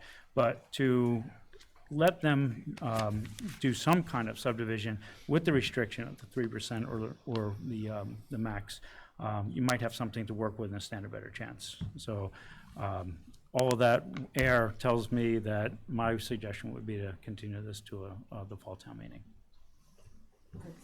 A lot of good points have been made. For me, it comes down to the area plan. There is an area plan for this area. This would be inconsistent with the area plan, and I wouldn't be prepared to go ahead and with a positive recommendation unless the area plan, some sort of area plan supports what you want to do, whatever that would be. So that, for me, that's it. Stephen? Thank you, Madam Chair. I would agree with the comments of the other board members. Ever questing for a magic wand, I still have not seen an article come forward, and I think with the emotional issues at town meeting that specified that in these situations where someone is asking to create additional lots, that 50% of those lots would be deed restricted to year-round housing of 150% AMI. Those are my comments. David? That's why we can't sell them now. Speaking just for myself, not as chair, I don't think it's going to be possible to look at the whole area and have it done in time for fall town meeting. So I do support that as one of the areas that we should look at is the early stages of the master plan review. And I know we've got other proposals potentially affecting Tom Nevers too, but it's been a while since that prior plan was adopted, but I think we shouldn't piecemeal in the interim. So that's my thinking. Is there a motion? Do you want to speak again? I just quickly, the master plan and the state 40A always says that you should put zoning on top of the way the development pattern. So it definitely needs to be addressed.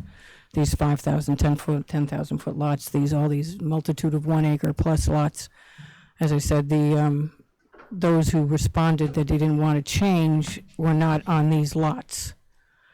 And it's 5 to 1, the ones that do not conform to the ones that do conform. And who's driving the bus here?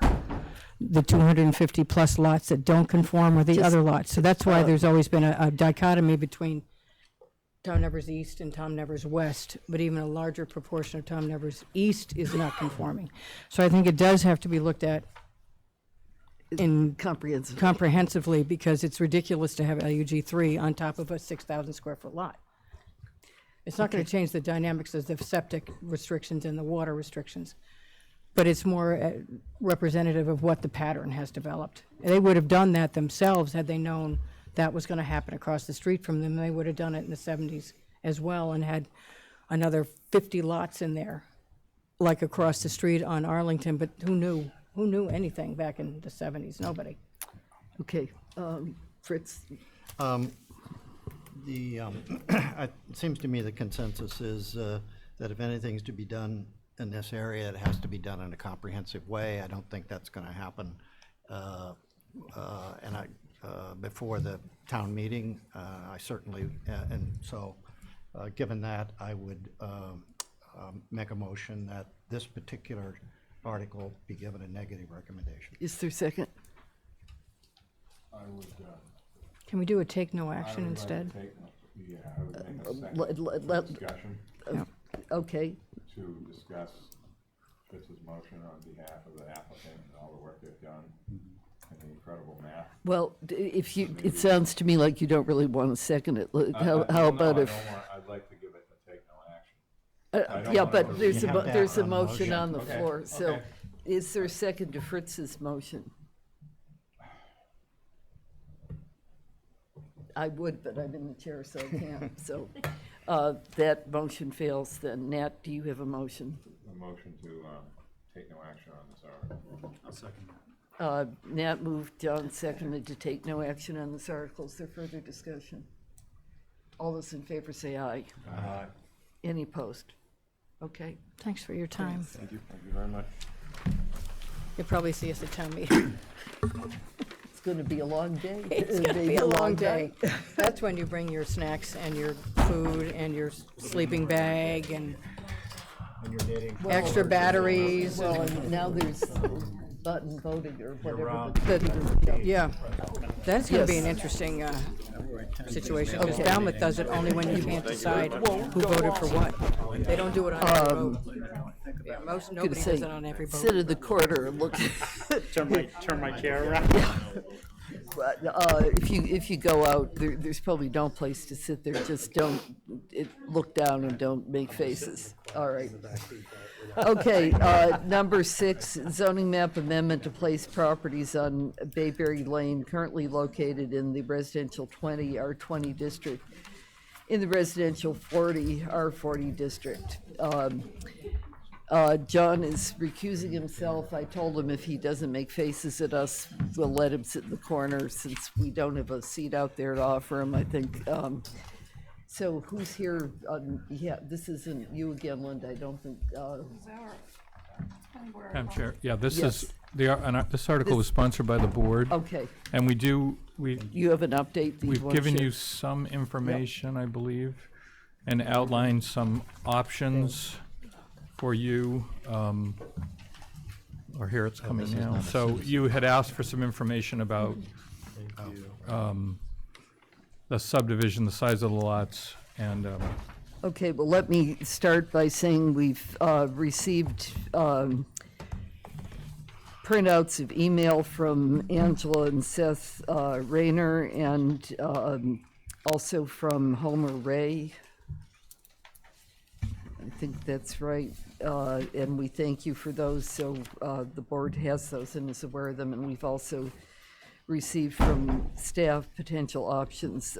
This was a matter we spent a fair amount of time on, at least at 2 prior meetings, if I remember correctly. So Andrew or Leslie, would you like to kind of just summarize for the benefit of the public if they're not as into it as we might be? okay, sure. So do you want us to just run through the list of the options? Would that be helpful?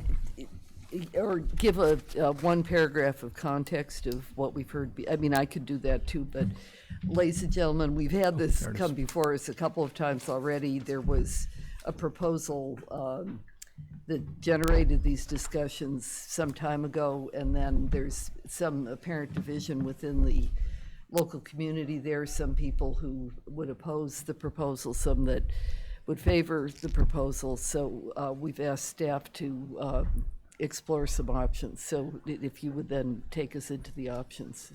Thank you, whoever Madam Chair. would So like to. behind you, I just want to refer you to the map. So we outlined the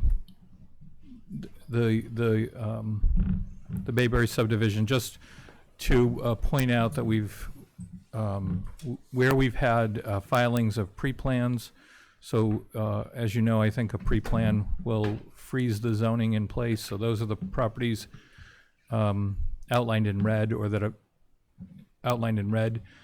We have an opposition from the property outlined in orange. We have at least 4 property owners that have submitted letters or correspondence in favor. Those are in green. And there are 2 lots noted, that are the ones outlined in blue, that are below 40,000, so they are not subdividable anyway.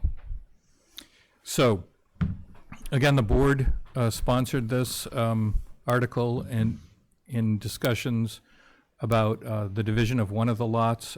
As you know, this particular area was subdivided in 1974. It had a private deed restriction which has expired.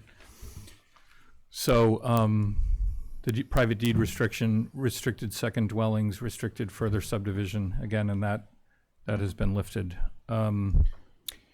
So we've outlined at least 4 options for you. Number 1 is move to adopt the article as written and accept the fact that some of the properties will be divided as they filed a pre-plan, and there may be more pre-plans which can be filed up to the date of the start of town meeting. You could move to adopt with a future effective date.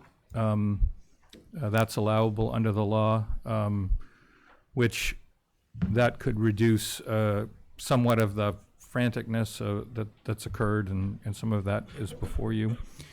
You could move to take no action, and In that circumstance, we would suggest at least some sort of a comment, and I know Leslie has sketched out, a draft of some of the thoughts that might go with that. You can also move to adopt portions of it by removing properties out of the district in the warrant article.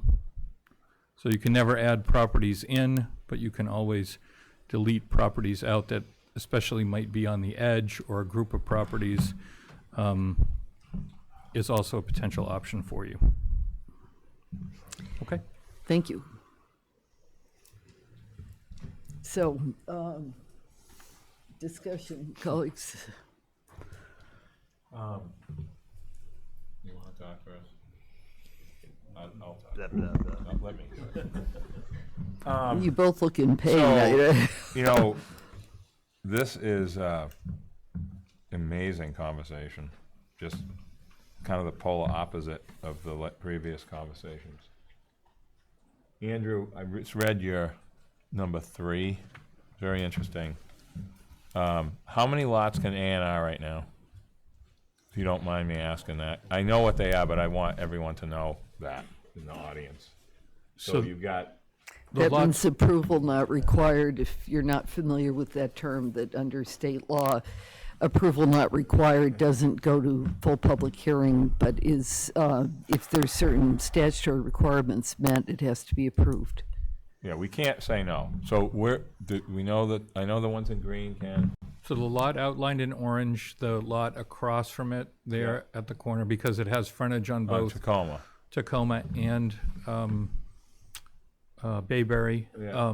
And then now that Rugged Road has been upgraded, one part of it can be. That lot. Just one of their lots, right? Correct. Okay. So for everyone's, I brought this up previously in one of the other discussions. The real lot subdivision is how it's two, right? Or one has done it. Is it two that have done it, or one? There are. Well, that covenant was done before a while ago there. But we've done 2 real lots out here, or one have we now? One, Holly? Okay. So under the only way the ones in red can subdivide is a real lot, correct? Well, they have to finalize their subdivision approval with the board. After the completion of that, they can come in for a rear lot subdivision. Which we can restrict. And that's the key to that. Is we can say to you, okay, you got your house, you can have 2 more, but you can't have what a conventional subdivision would give you. So that's one positive thing.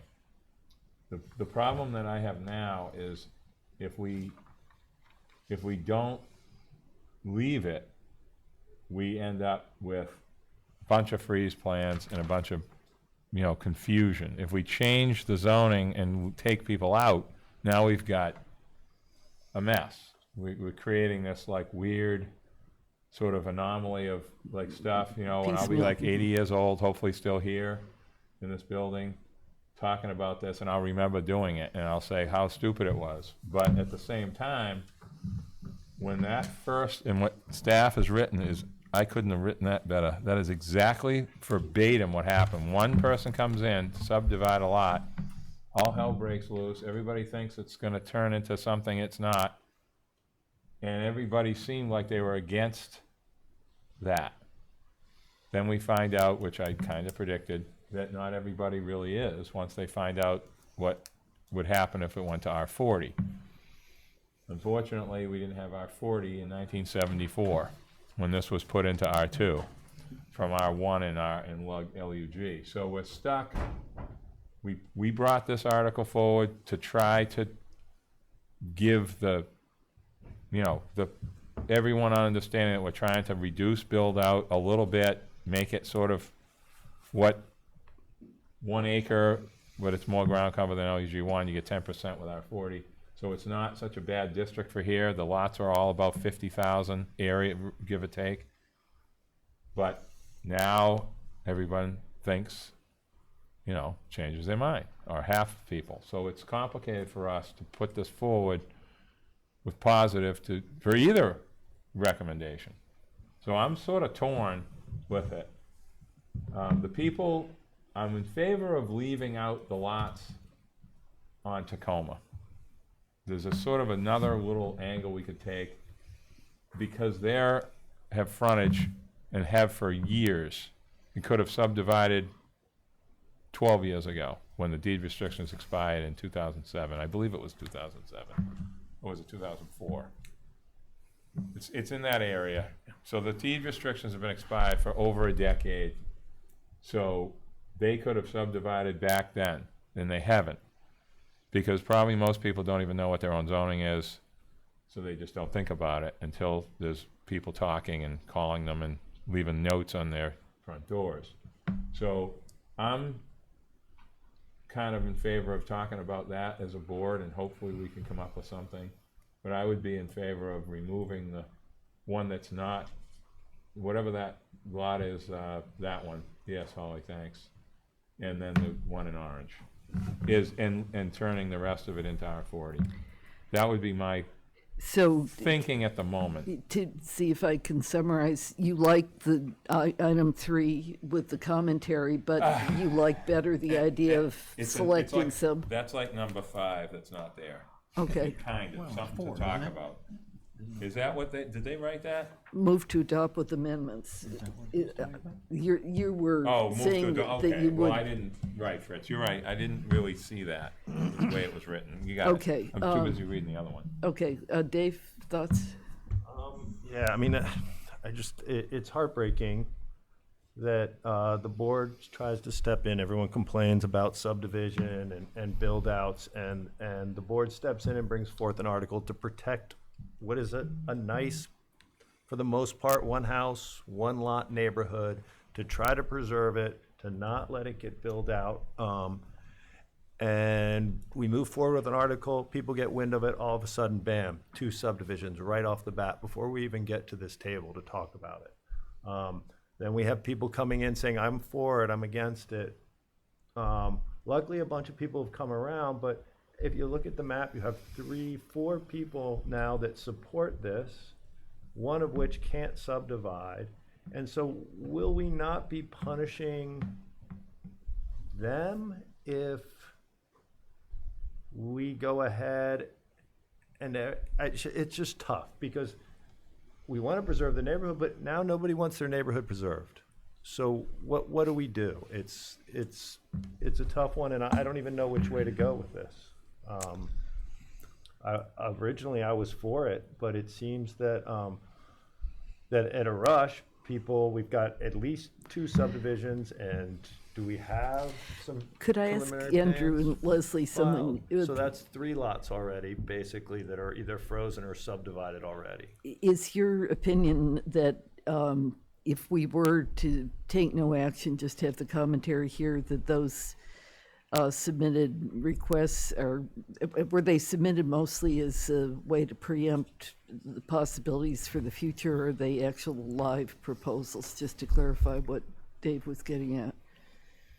Well, I think, they could have been submitted at any time after the deed restriction expired. So it's clear that the zoning change is motivating the action to freeze the property.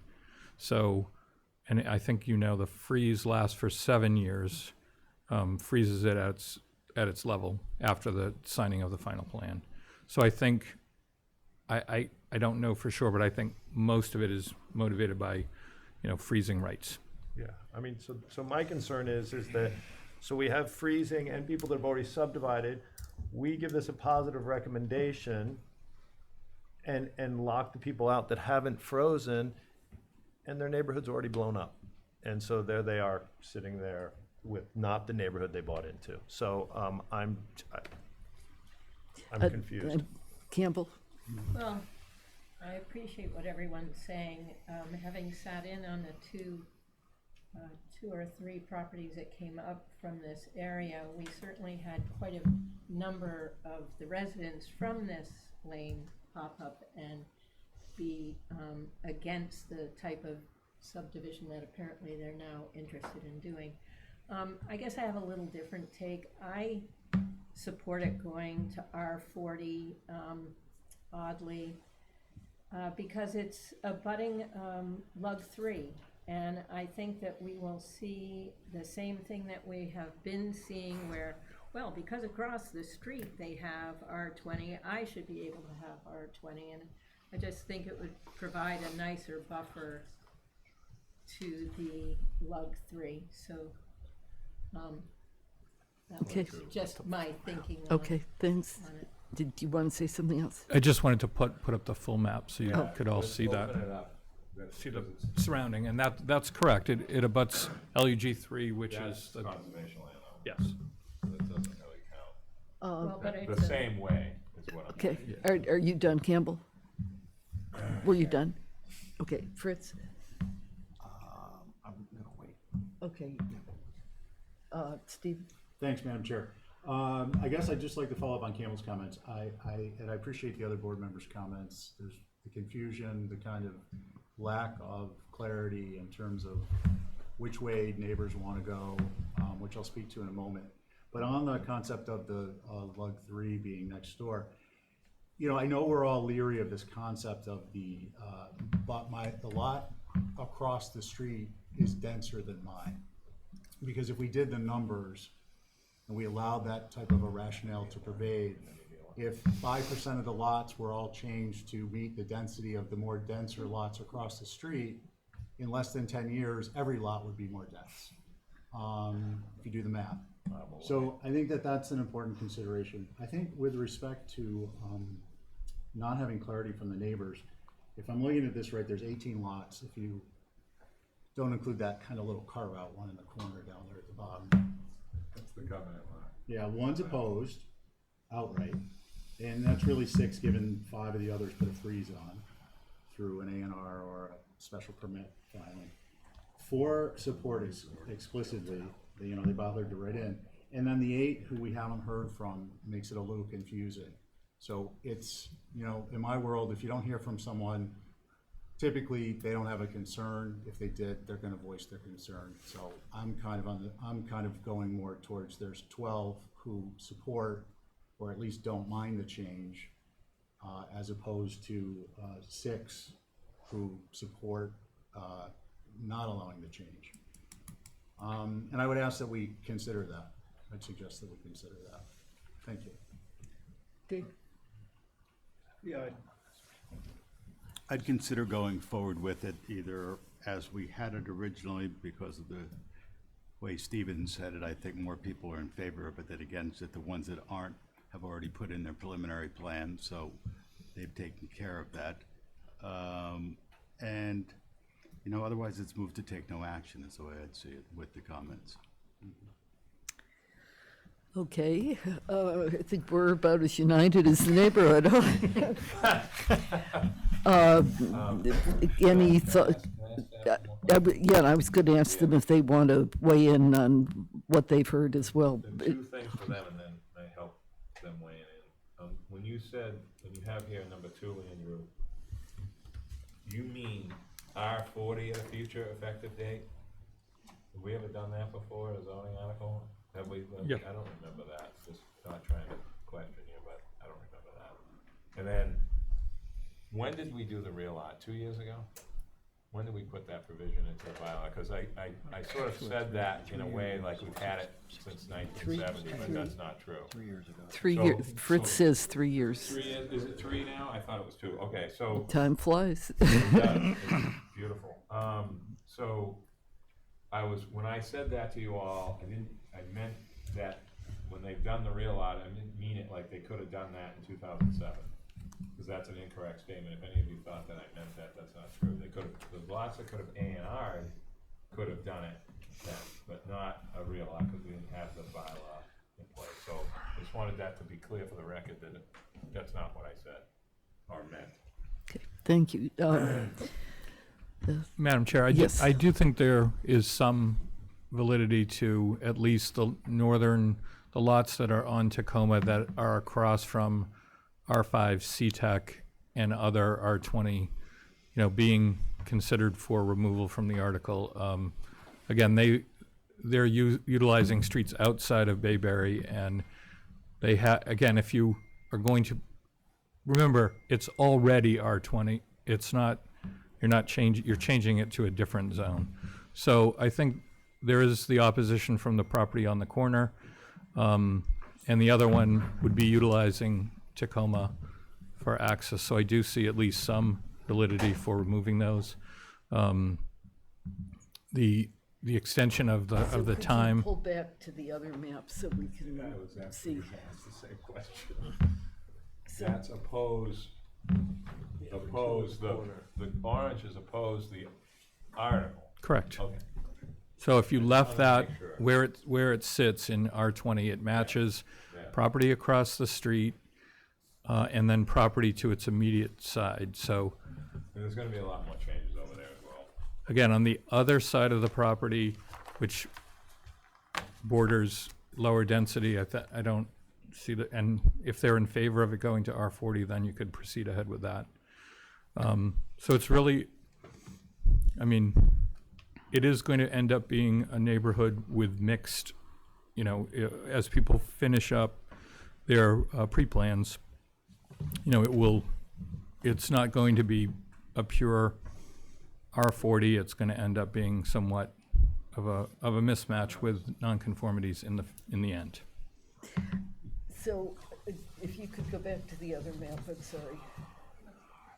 So Andrew, just to be sure I understand what you just said, sorry.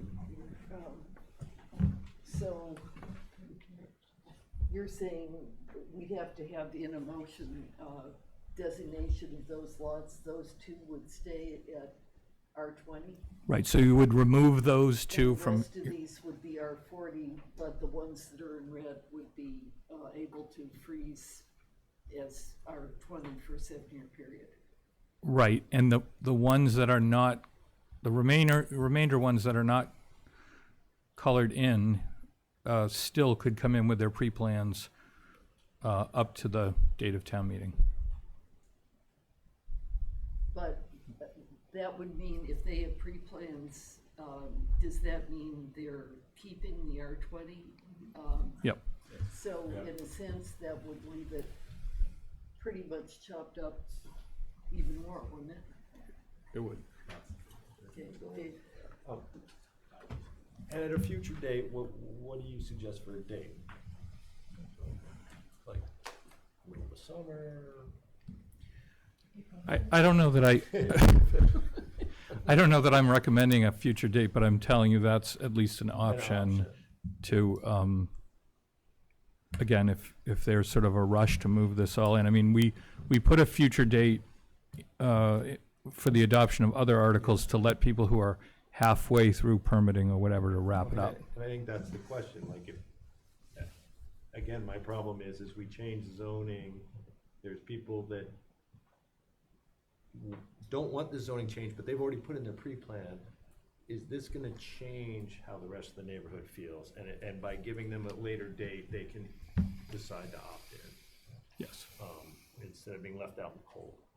Well, the irony of that is, if that. Why do we bother to do the article? Right. Yeah, no, I get it. I mean, what do you do here? Well, we wanted to, Well- I can tell you what, I'm glad we did, because I like this conversation, because you guys haven't been out here as long as me, getting blamed. No, We that's old, man. got blamed for the zoning out here, it was in 74, 12 years old. So, I mean, it's, the stuff that comes out of this community needs to have some sort of calm down, and I think it's good for us to have this discussion, because they see how difficult it is. It's not that easy. We thought this was a slam dunk 6 months ago. It seems to me, just speaking not as chair, that if it's going to be that chopped up, I'd rather go with take no action, because I think that otherwise you're forcing some people into 40. Yeah. They may like it and be happy with it, but it's going to be very compromised in terms of having some sense of commonality within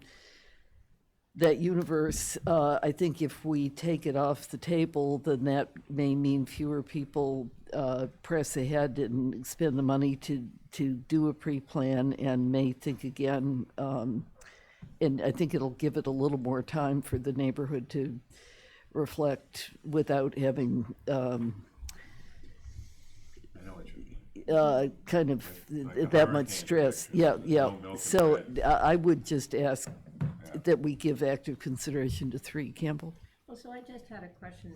So if it goes to move to take no action, one of the people or several of the people could still call this article, and if the community decided that they were for it, then they could speak to that Right. then. Right. Which would probably be a stronger result than if we tried to make any decision I on think it at that's all, right. right? I think it just is going to cloud things any other way we would do it. So if somebody would make that motion. Take no action. Okay, with this comment that is so well crafted. And Fritz, Yes. Second that motion. Fritz seconds the motion. That was, oh, yeah, I see Yep, what it says. yep. Is that gonna go on the warrant? That'll be in the comment. In the comments. The board will get a chance to review comments, probably at the Okay. 10th. We'll have some of those, so yes. All right, no, that's important. That's That's motion part of still what on the we floor. go through all this trouble. I'll second that. Oh, Fritz, did you say? You second. Yes. Not that I have anything to say, but was this opened up to the public It's, for discussion? it is. but- I'm sorry, Paul, you're right. Oh, If there's somebody who wants to speak, please come No, I on. know, I'm just saying. Thank you. Yeah. Please, yes. Good to see you again. I'm Mary Ann Jenkinson, 1 Weatherly Place currently, and I'm sort of got in the crosshairs of all of this. I am purchasing 1 Bayberry. I put my Thank you for your good letter. So I did put my offer in with the understanding that it was R20, and then after some time came to find out that there was an article presented by you guys that it was R40. So I'm I know there's history and I know the whole development, and I don't want to get into bad blood with my neighbors, but quite honestly, I bought the property under the assumption of R20. Listen, so did they in 1970 something. Yeah. It's not like this got changed yesterday. It was, you see what I mean? Yeah, So no, we can I- go both ways with that. Exactly. But when you're purchasing a new property at the Right. price that you're purchasing it for Yeah. now, you're expecting that the zoning that you're purchasing for will be what you are putting the money for. So I appreciate, Nat, your comment about excluding 1 Bayberry from this article. And I Well, would and the ask other that you one. I would think it's consider, 3, and so 2 whatever the other Bayberry, one yes. is, I don't know. And I can't talk on behalf of them, but I would appreciate that consideration. And if we were to do what we were talking about, to take no action, we can't withdraw it at this point. We can just put in a comment, and then people will decide whether to call it at the. Correct, but if I apologize, I don't know the rules of that. It's So complicated. if they call it, then it's up Then for you vote. can, but you Or can could speak I- against it, or you could, and other people could say what they want to say on it. Mhm. It's just, we can't, once it's in the warrant proper, then it has to be considered. Right, so, Okay. yeah. So- Yes, Madam Chair, if we Andrew. could. So if someone, unfortunately, it's too late. The warrant has already been adopted with that property listed, so it's too late to remove it from consideration. But if the article were called by someone seeking to approve it, you could ask for an amendment to that article and ask that your lot be stricken out. And then the town meeting could debate that before voting on the main And motion. you know the town meeting's on the 4th of April. Okay. Thank you. Thanks for Thank speaking. you. Ladies and gentlemen, did anybody else want to speak? Yes, please.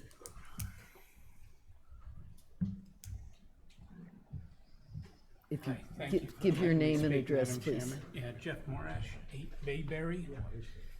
Just real fast, even if we can subdivide, or people do, is there not a way to make this so that it is still a nice neighborhood? Aren't 20,000 square foot lots big enough for it? Maybe it is, maybe it isn't. That's kind of where I'm going. I think what we're talking about is just, if there's sharp disagreement between neighbors, it's like somebody should have a potluck and say, let's get over it. Okay? Well, anyway, I'm in favor. Thank you Okay, for your time. thank you, thank you. Did you want to speak? Anybody else? Yes. Hello. Hi, Joshua Morash, 8 Bayberry. So, I just want to kind of figure this out again. So, if this goes to town meeting, do you guys have any weight when it goes to vote? Like, you're gonna have a recommendation? Well, no. We've just taken. I know. We haven't actually voted yet. No, it's in the materials people will have at the meeting. Yeah. And then I guess I can raise my hand and speak about it on behalf of the board. And Okay. then, but you can too. You can speak, and your friends and family can speak, and whatever. But the thing is, the whole concept of once it's on the warrant, that protects the right of a citizen to say, I want to have this heard by my citizen colleagues. And so we shouldn't be like saying, well, sorry, you're off the warrant. That isn't our role here. Our warrant is our role is simply to give a comment, a recommendation about things that relate to planning. Or in this case, we started this and we've got additional reaction from the community since then. So we're trying to think about what can we best do to try to salvage where we are now. Josh, let me. Please, go right ahead. Yeah. Let me just see this a little bit more here. Yeah. So, you ever go to town meeting, John? With your dad? Good. So, when an article has a recommendation to, let's just say, take no action, or negative. Sure. And no one calls it, that decision goes that way automatically.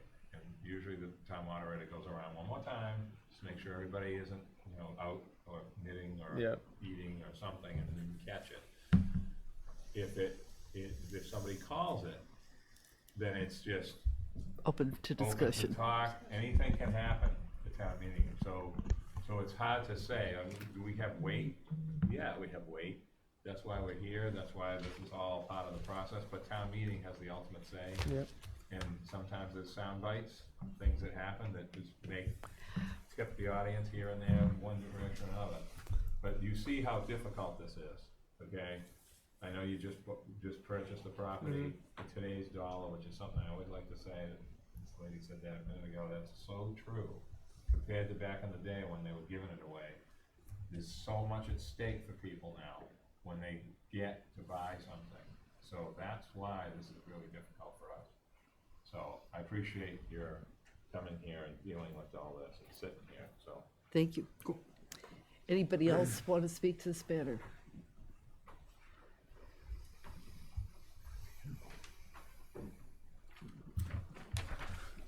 Chris Ray for the Ray family at 15 and 17 Bayberry. Good to see you again. Yes. This is difficult for me because both my parents are away, so they're not seeing this right now. Well, tell them you did great. You did great. So I just want to clarify. At this point, no properties could be removed during this. Is that correct? Well, if the board takes the motion that it's discussing, that basically no action, so the zoning for all the properties will remain as is. So the board could take a property out and recommend the rest of the articles stay in. So they could eliminate, and I guess the suggestion was at least the parcel outlined in orange would be removed, but that's a whole different approach that's different from what the board's discussing right now. May I, Madam Chair, just to clarify? So with respect to if the board were to issue a positive motion, that is to support the article, they would have the opportunity to subtract particular lots. Correct. But since they're giving a negative motion or a neutral motion, take no action is really negative, then there's no room to be removing things. Is that correct? That's right. Thank you. Except on the floor if someone calls it as an amendment. Yeah, planning Is board that can. making sense? Ask again if it's not. Yeah, no, I'm Okay. still a little confused. So if you take no action and nobody calls it. What that will signal to the people at the meeting is it's our article. We're not even urging them to vote on it. So there would be no change.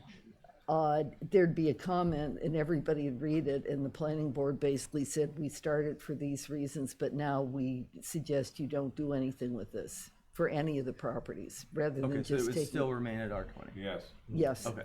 But some, as others have said, somebody can call the article from the floor, somebody who would like to go ahead and change it to R40.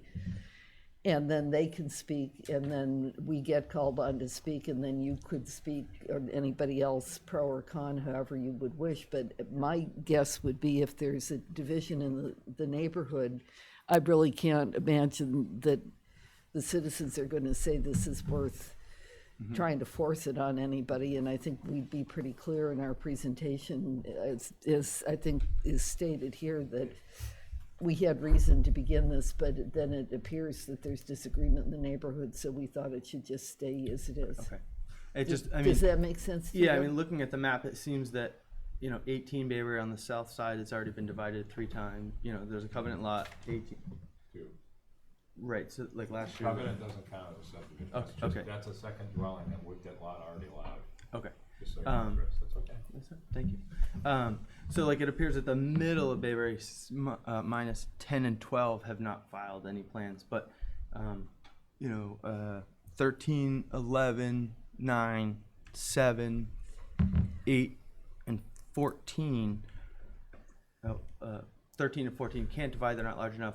So those 4 have already submitted applications to do some sort of division. What that means is they can freeze the zoning for 7 years, so that it's basically they're saying we want to hold on to the possibility.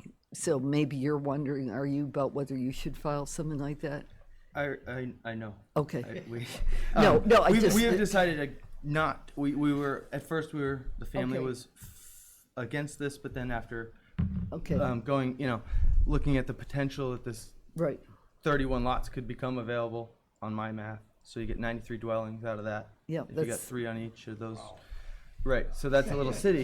That's not how. Would you like to run? So at first we were opposed, and then we took off the blinders and realized what would happen to the street. I mean, my parents bought their first lot in 1970 something from the owner, Mr. McLean, and then they bought their second lot years later. And our goal was, my parents have 3 grandchildren right now. They wanted to possibly preserve the ability to provide lots for them. But if this goes through, that is taken away unless we do an AR plan, which we don't want to do right now because that requires a road to be Right. built and everything. So it almost appears, like you said, that half the road is already divided or can't divide based on what I'm looking at. You have your family has 1 lot that can A&R right now on Rugged Road. No, because past the time. No, yes it does. In order to freeze that property, there would have to be filing of a pre-plan prior to town meeting, and then that would have to be followed by a definitive plan within a certain period of time and other things. So it is passed for an A&R division. If the article passed. Right, If if the article passes. Talking about just forget everything else. Forget everything else. You can do that. You're one of those oddballs, like the other 2. Yep. That can do that. Okay. You're If nothing just one of happens, them, yes, though. we understand Yeah. that. Which is what I was getting at, was Whatever. to remove the Sure. 2, but I don't think we'd go that route at this point. You may have a future as a land use lawyer. Be careful. You're This is doing what- good. This is where the rubber meets the road. This is So where it I is guess now. our steps would be at town meeting, depending on what your motion is. Well, and Or your desire, Or your desire. right, if you have, more people that you think you can talk to on your street that are in support of it, then that would be Right. something you'd call, but it sort of puts the ball in your court. Right, because out of the remaining lots, it looks like 1, 2, 3. I mean, I had a little bit differing. I used the GIS numbers real quick. I didn't think number 11 was possible. Well, I suppose I don't know all the zoning rules, but in terms of a standard A and R, I didn't think 11 had the room or the space. But maybe they did They have to they have to go through a subdivision process by putting a new road in. So they're not eligible. I don't think any of those are eligible. Those 4 properties that are outlined in red have to go through actual subdivision, Right. AR subdivisions. 7 has an AR subdivision, 9 has an AR subdivision, 11 I didn't think had the lot area. Sorry. Okay. But I think if you want to go through any more detail, staff would be happy to help with that. Right now, our decision is to either, I think, from what the discussion has been, is tending toward take no action. That means it'll be in the printed material in front of people that says, we raised it, but we're not pursuing it. We advise them that we're not going to pursue it, and that if somebody does call it, I'll stand up and say the reason why. And I think that I'd be surprised that isn't enough to convince people not to pursue it, but you never know. So you got to go too. Can I get a copy of that? That's your recommendations or options, if you will? Right. Okay. And Madam Chair, just remember, Yes. it's 2/3 majority to override, First of all, basically. We got the buttons, you got the little clickers, so you're gonna be able to vote against your person. What's gonna happen? Okay. So bring your friends. Thank you. Like that one, Emily. Okay, are we, I think, is there anybody else, Emily, you wanted to speak? Yes, Madam Chair, thank you. Real quick, for the record, Emily Molden for the Nantucket Land Council. I just briefly wanted to say that we're supportive of this change to memorialize the larger lots in this neighborhood, and I just wanted to recognize the planning board's efforts for bringing it forward after receiving all of the concern regarding increased subdivision potential here previously. So Thank you. you. Okay. So I think we were in the midst of a motion. Is there anybody else who wanted to speak? Going twice, going 3 times? This is it? All right, our motion was, I think Fritz, who made the motion? To take no action. To take no action. With the comment. With the comment. That was Dave that Yeah. did that, and who seconded? Fritz. Fritz. Are you ready for the vote? All in favor, please say aye. Aye. Any opposed? Okay, thank you. Thank you for everybody who's come and followed this as well. One more to go, I believe. This is number 7, zoning map amendment to place properties on Union Street, Francis Street, Washington Street, and Salt Marsh Way, currently located in the residential commercial RC district in the commercial neighborhood CN district. And I think this is one that you folks, our staff, want to tell us a little more about developments. Yes, thank you, Madam Chair, and hopefully this will be a quick one. So I've talked with most of the property owners in this area, and they've been favorable to the proposal, with 2 exceptions at 77 Washington Street. That's right at the corner of Washington and Francis. Right there, yep. They are opposed, and I think we just need a little more time for another town meeting to talk with them about, how they want to move forward. And then at 103 Washington Street, which is Sales Seafood, they are mid-permitting at the moment, and this zoning change would adversely affect their project. So we're proposing for now to remove those 2 properties, 77 and 103 Washington Street, and to move forward with everything else. We have some other RC in the area that we'll have to redo at a future town meeting, so we could put those properties in an article at that point. Just a question. The one in the corner, is that the new house that's built up high? It's a duplex. Yeah. Yep. It's not really built up high, but it's fairly new. Okay, so to accomplish what you're recommending, we would need a motion that says remove those 2 stated lots. Yes. And otherwise, this is our proposal. So it would be to just helping to try to be sure we get the motion straight, that we're recommending our own proposal, but with an amendment to take out the two stated addresses you just listed. Yes, so it would be a motion to adopt with the removal of 77 and 103 Washington Street. Okay. Before we get to that, is there anybody here who would like to speak to this matter? Going once, going twice, 3 times? Then I'd like to make a motion. All Madam right, Chair. please. I'd like to make a motion to adopt as a positive recommendation with the removal of 77 and 103 Washington Street. Okay, John moved, and Nat, that was you or Dave, I couldn't hear. Nat seconded. Further discussion? All in favor, please say aye. Aye. Any opposed? Okay, so, is there any other public comments anybody's here to offer? If not, our plan is we have, let's see, 4 that we have to come back to on the 10th, and we also, remember, we've got a special meeting notice for the 13th of February if we need it. Yeah, so if you need it, we have a placeholder for the 13th. But we're gonna have other stuff on the 10th, right? From A regular meeting. articles. You have your regular meeting, then you have the new, it's not really new, but it hasn't been advertised before, the driveway article.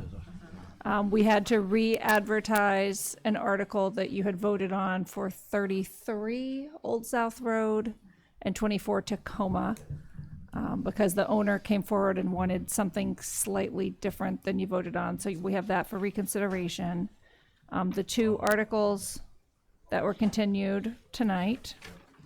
And I believe that's it. We had advertised some other things as so placeholders, but the I don't think ones- you'll need to do the public hearing for The those. ones tonight were Rick Atherton's, and then the one having to do with the Poultice Road area, right? Yep, and then And the, then- Number Yeah, one. that was Rick. the Right, and shorefront then land. We know Mr. Cohen has one that Right. is, so those 3, Those 3. plus 2 more that you said, I think one more. and how about, Holly, the one about review of curb cuts, is that one that you That's mentioned? the driveway Okay, one. Okay, yep. And that'll be it, right? I believe so. And do we know how heavy the overall agenda is going to be for regular business that? Really? Can we vote on those now? People haven't gotten the memo?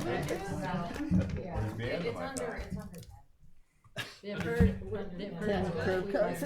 We're not getting the point. Okay, well, just so we understand, as I said to those who are here and to Mr. Cohen, you're gonna be at the end of the agenda because the rest of the matters have to come first, so we start at 5, so Yeah. we won't be quite up against midnight, I hope. Do our best, right? I hope so. And for the 13th, I mean, I think you all should be able to wrap everything up on the 10th. Because the things that have been don't- continued, that's pretty Don't clear. count on it. Well, no, I'm, Right. but we I still don't. have that placeholder. Right, and our A&R meeting is the 6th? Okay, so, all right, is there a motion to adjourn? Motion to adjourn. Second? All those in favor? Oh. Okay. Wrong meeting. All right, all those in favor? Aye. Any opposed? Thank you, ladies and gentlemen. Thank you, Judith. Thank you. Thank you, Megan. I'm on the early ferry. Hey, I- don't forget Wednesday I've night, gone the in select board through meeting. Sunday. Oh, we're doing a presentation. Are they out there now? Just meeting. I'll- Yeah, yeah, No, yeah. I'll go, Okay. no, I'll go over, Thank you. I'll go over there now. I don't think it. Okay. You decided whether you're gonna pick me up on